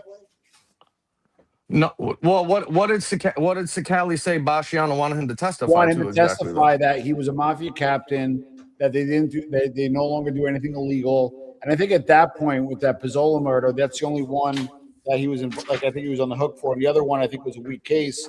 So he just wanted him to take the stand and say, "Hey, I'm this captain, but we don't do anything illegal. We're in construction, strip clubs, whatever, but we're not doing anything illegal." But that's kind of what I think Junior was saying too, though. And what year was that, though? Right before Sakali flipped and when Basciano went to trial. I don't know. I don't have that in front of me. Okay, well, the problem is that Junior was already indicted at that time and had already sat down with the government and proffered in January. So you tell me if you believe that. Hold on. Go to the. This is the problem. These people fucking, when they're lying, they forget about timelines and stuff that's documented that they can't get around. Sorry, Frankie. I'm sorry. There's somebody wants to talk to me. I guess I don't know. Who's that? Willing to talk to you right now, since you wanted the title.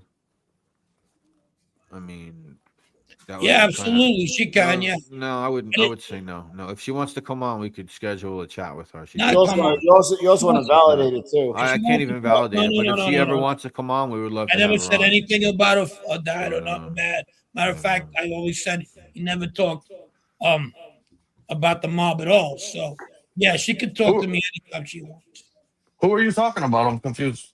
The comment says, Frank, can one of Allie Boy's daughters call in to talk to you right now? Oh, Allie Boy. You wanted to title this video "The Persico Family." No beef. She just wants to chit chat. Yeah, I didn't do it because I did. Matter of fact, I'm always, and I'm gonna say this. Let's just get off the topic of John Jr. for a second. But I always believed that he got the raw deal. So yeah, if she wants to talk to me, sure, why not? Tell me, I'm on Facebook.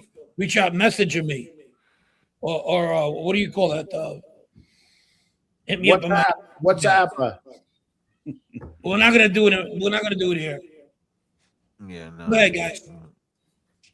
So apparently Eric Foss did a good breakdown according to Pistori of Jimmy's paperwork. I'll watch that. I mean, I totally checked out on the guy. I was kind of getting sick of seeing him. And now I see him more than ever. No offense. I don't even know him. But I don't know you, guy. But it's okay. It's okay. We've seen him come and go. We've had Abu Musab El Castellini was here at one point. Remember that comment? On Stack's show. Who? Oh, the fucking Castellano guy? Yeah. Yeah, that was rough. That was rough. We have a lot of people coming and going here. Yes. But, ladies and gentlemen, I think we're kind of getting to the end of the show, Francis. Let's get some super chats, some memberships. Well, we try. Cash Let me App. say thank you though to those. Thank you, everybody. We're getting these jewels. I really don't know what they're all about. Tom, 440 you jewels. guys are terrific, bro. You should come on $4.99 more. from Snake Plissken. 1,000 jewels from Vinny Boombots. What the fuck are 440 these jewels from I don't really don't know. 10 Oh, jewels shit, from Proletarian. Armand? Is that Armand? Oh shit. Yeah, it must Hey, have. what up, Armand? Pete. What's up, Pete? 1,000 jewels from the Wash and Wear Bandit. Thank you so much, Wash and Wear Bandit. Wait a second, real quick. I want to do a quick throwback. Common, were you on the 4.5 hour drunken episode? Negative. But you remember it though, right? The New Year's one? No, I think it was a New Year. Well, New Year's was one of them. There was one that was at my house, and it was like 4.5 hours. It was like Tony Pizza, FBS, what's his name? The MMA guy, Lee Cole, and I remember Damien's like, "You're so Lee, you're so tough in front of your computer," and Lee goes, "No, I'm not. I'm behind my computer." You remember that though, right? It was like 4.5 hours. Lefty shows were funny too. You don't remember it, Common? I don't know if I've ever seen that one. It was like an epic, like it's funny, like randomly Jeff Nadeau like a year ago brought it up. Like it was. God, remember the Lefty shows with the guy who got it was like the mob genre all stars. Everybody was on. It was fucking insane. It was yeah. No, it was a classic. Yeah, it was a classic for sure. I don't remember off the top of my head. There's been so many. There's been a lot of there hasn't been a lot of those, but there's been a good amount of them, I can say, at least. So sometimes I get them confused. That was what, 5 years ago? Yeah, do that warning. Warning. This is a one-time warning. Dude. You gotta do the fuck you and your warning. You gotta do the James Proctor throw away the key. I'm sorry. Yeah, we got a lot of hits. That might be my favorite. Throw away the keys. By the way, I like James' show. I like it. I don't have a problem with the guy James. either. I never talk about him. Yeah. No, you know what I like about him? I don't think he tries to do anything that he's not. Like he just like, this is what it is. I know people might disagree, but I like his show. I don't know. I think the genre is on a upswing in a real weird sort of way. I'll be honest. I might have seen 2 videos he's done. I don't watch them, so I can't really say. It's just something about the voice talking about the mob. I don't know. It's just weird. That's just my opinion.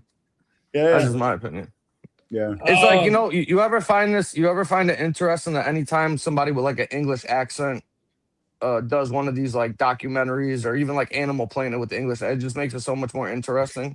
Yeah, like the OC Shorts guy. Yeah. When he's talking about it, that I don't know, just something about it. Whatever happened to him? Is he still around? Yeah, I mean, I've been on his show a couple of times. Pretty I like James. He's a good man. Yeah, no, he's still doing his stuff. I can't believe him and RJ got into it. 2 people that are the least like combative. They were going at it. The guy put up a thumbnail and he got attacked for his thumbnail. What? Like, why is it your job to police how people talk about Carlo Gambino and make thumbnails? Yeah, but they went at it for a minute, which but didn't it start with that? What thumbnail? were they fighting over? Over what? I love fucking my cousin. That's what they're fighting over, right? Because as far as I know, because OC Shorts. Wait, what? OC Shorts was trying to get edgy with his thumbnails, right?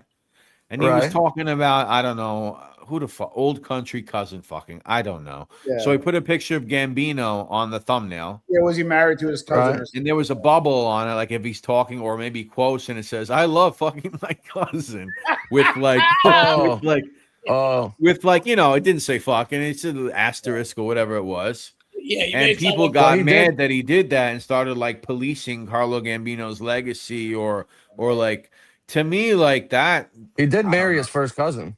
Yeah. But like, what is the point of that? I'm not Italian. That's what a lot of people. It was a Sicilian Whitaker. I was gonna say, Frankie, you know this though. That was a common thing back then. With a lot of those people, they wanted to keep it in. Some family cousins and shit, second cousins. Yeah, that was common in Italy till like the early '90s. I remember when I was 17, I went to Italy. Where the fuck dungeon you come from? That's like for us. I went to Italy in like '94, and my aunt's wasn't that common. why don't you marry? Like, oh, why don't you set him up with Maria? And my mother's like, that's his first cousin. Like, I'm and trying to was like, find and my aunt was dead ass serious. That was a joke I would hear growing up from my grandparents. You know, they say, "Oh, if you can't keep it in your pants, keep it in the family." That was like a joke in the Italian fucking. You know what I mean? I mean, maybe '90s is pushing it, but it was very common. Frank will attest to that. Very common to marry your cousin. Well, it depends where though. It was common in Italy, but not in the 90s. Not It here. might be a little bit hip to that. Well, fucking Yeah. kids. My aunt was in her 80s at the time, so maybe that was a little. Yeah, that makes sense. That makes sense. Especially when your That's fucking funny. kid has one leg and the other one fucking out. You know, I'm gonna show you. I'm gonna show there's a you lot of bad guys. after effects. I'm gonna show you guys really quick the thumbnail that I'm talking about. You gotta find it. Yeah, I never seen it. That's I funny. have it right here. So And it never So right there, materialized. you see the first thumbnail. It says, "I love fucking my cousin." When I saw that, I thought it was fake. I'm like, "Oh, she Shorts didn't do that." And then I saw it was real, and I just laughed. Like I was like, "This guy's fucking," and I laughed and I went about my day. But I guess some people were offended by it. I guess people feel like they have to police mafia dons' legacies, or they find they have to get upset on the behalf of like an entire ethnicity. Yeah, but like I don't know the point of like that. I have no idea. I don't know. And I'm just assuming that's what upset RJ. I'm surprised, to be honest. I just remember, like I said, I'm just assuming because I remember going in the comments on this because thinking it was so funny, and then seeing like a lot of arguing in the comments. Yeah, and didn't your Mob Facts guy, which I like, love his channel. He got in the mix. He got in the mix too for a little bit. No, he was mad at like someone was copyright striking him or something. He's mad at Dom Cicali.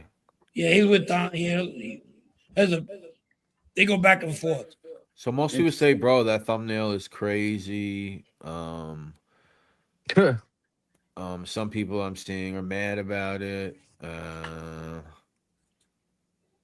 But like, I don't know. Like, whatever, dude. I don't know.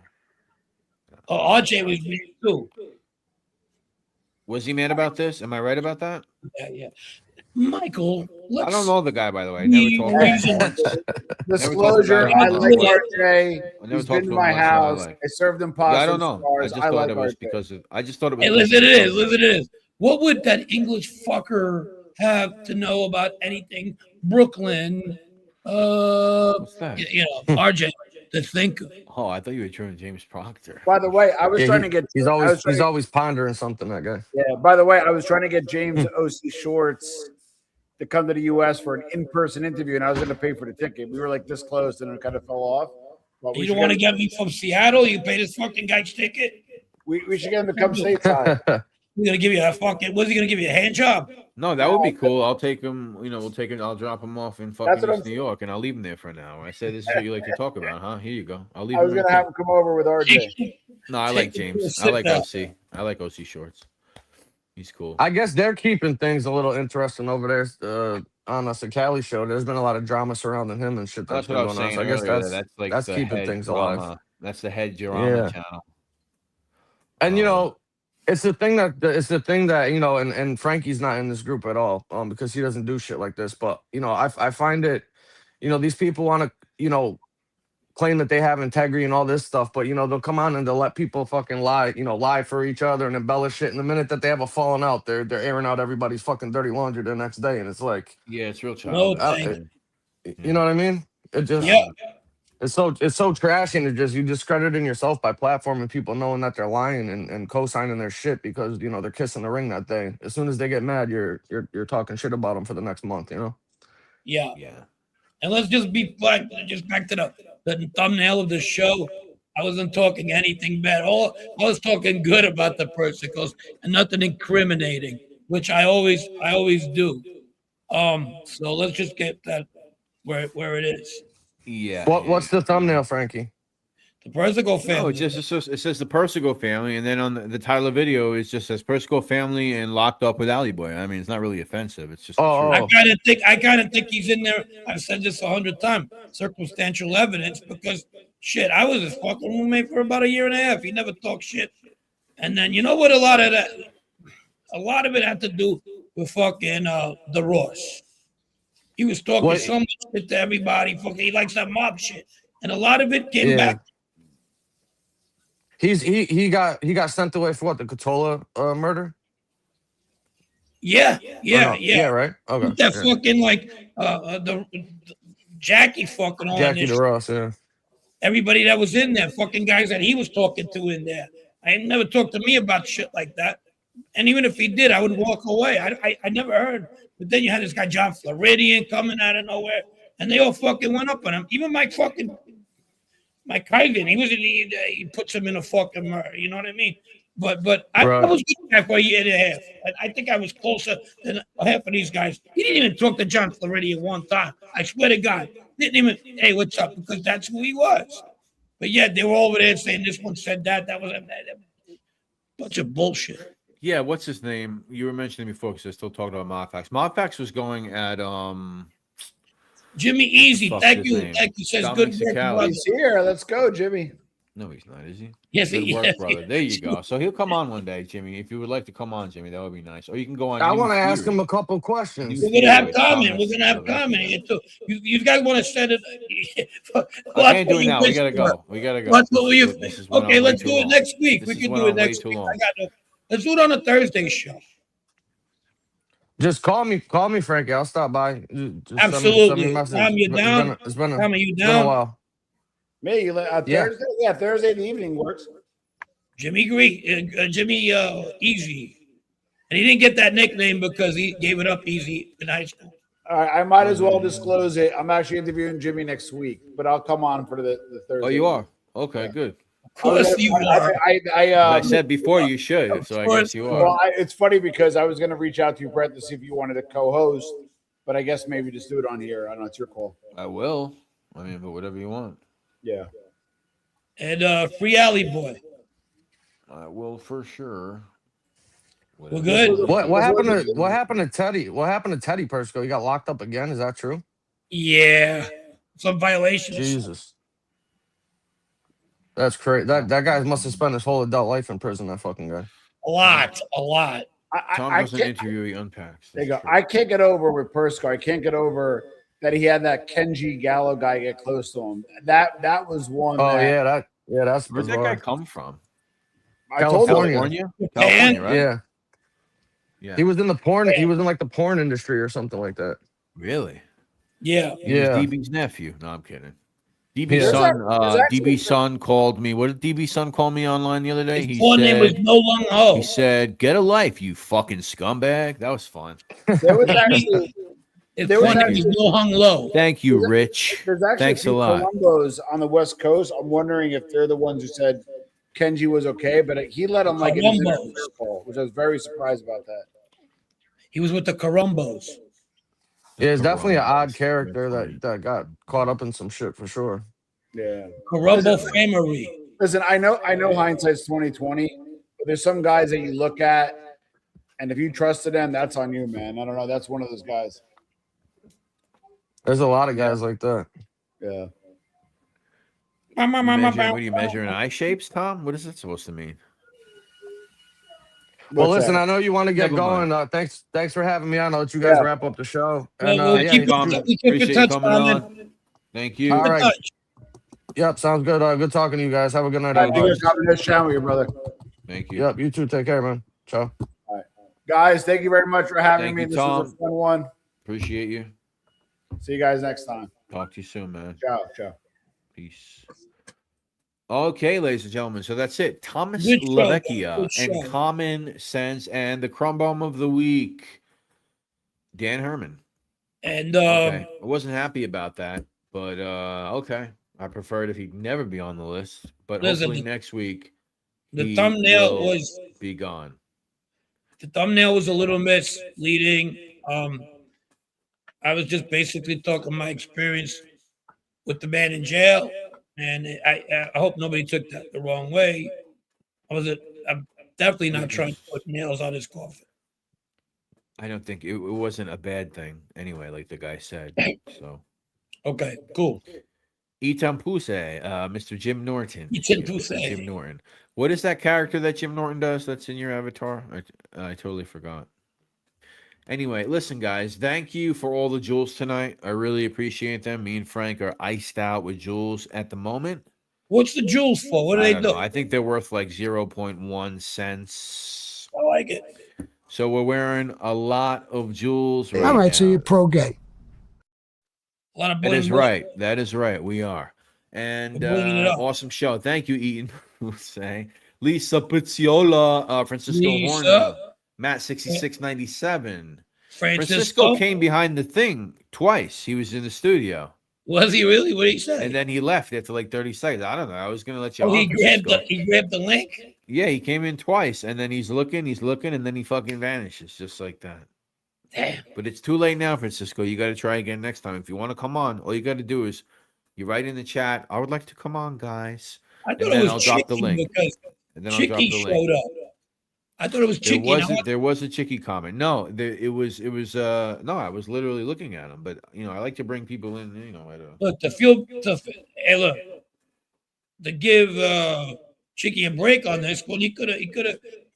I wanted to know what he meant. He was defending John Jr. That's fine, but yeah, that's fine. Whatever. he knows the life. He knows how people look at when somebody goes to sit down for a profit. He's not a dumb guy, and that's the way I felt about that. What do you have to say? You wouldn't have did it. Yeah, they're friends. I mean, I don't know. What can you Yeah, say? fair enough. Jim Norton, pro guy. Yeah, just like you, Jim. Just like you. Get the fuck out of here. You like all my right, Knicks? let's get it. Hey, you guys bought this, by the way, okay? No Knicks. There you go. If you want to be gay, be gay. It is what it is, ladies and gentlemen. All right, listen. We will see you Thursday. If you're a member, Ridgewood Season 3, Episode 8, Ridgewood, A True Story, Season Finale, coming out this week for members. Brett, listen to the replay. You hear a lot of reverb. Not from me. You're hearing reverb from me. I think it's like the dissonant sound in Tom's place with the... That was fucking Tom. It's always something. He needs to get himself a studio like... he could, I don't think it's me. Unless... No, my mic is plugged. I'm not. Sometimes I come in, whatever, fucking reverb. All right, I'm sorry, Joe. I'll try to cut the reverb. It wasn't you. It was Tom. Okay. It was Tommaso. Oh, it was the guest. Yeah, there's nothing I can do about that. I actually put on to minimize his background noise on my side, and I guess it didn't do much. It didn't do much. Anyway, I'm fucking sweating. I gotta go. We stayed on so fucking late, later than we should have been. But it was worth it. Thank you, Common Sense. Thank you, Tom, the Unpacker, LaVecchia. We really appreciate you guys. And listen, we'll talk to you all really soon. Thank you. Big Matt. Peace, Matt. Peace, Joe. Everybody. All right.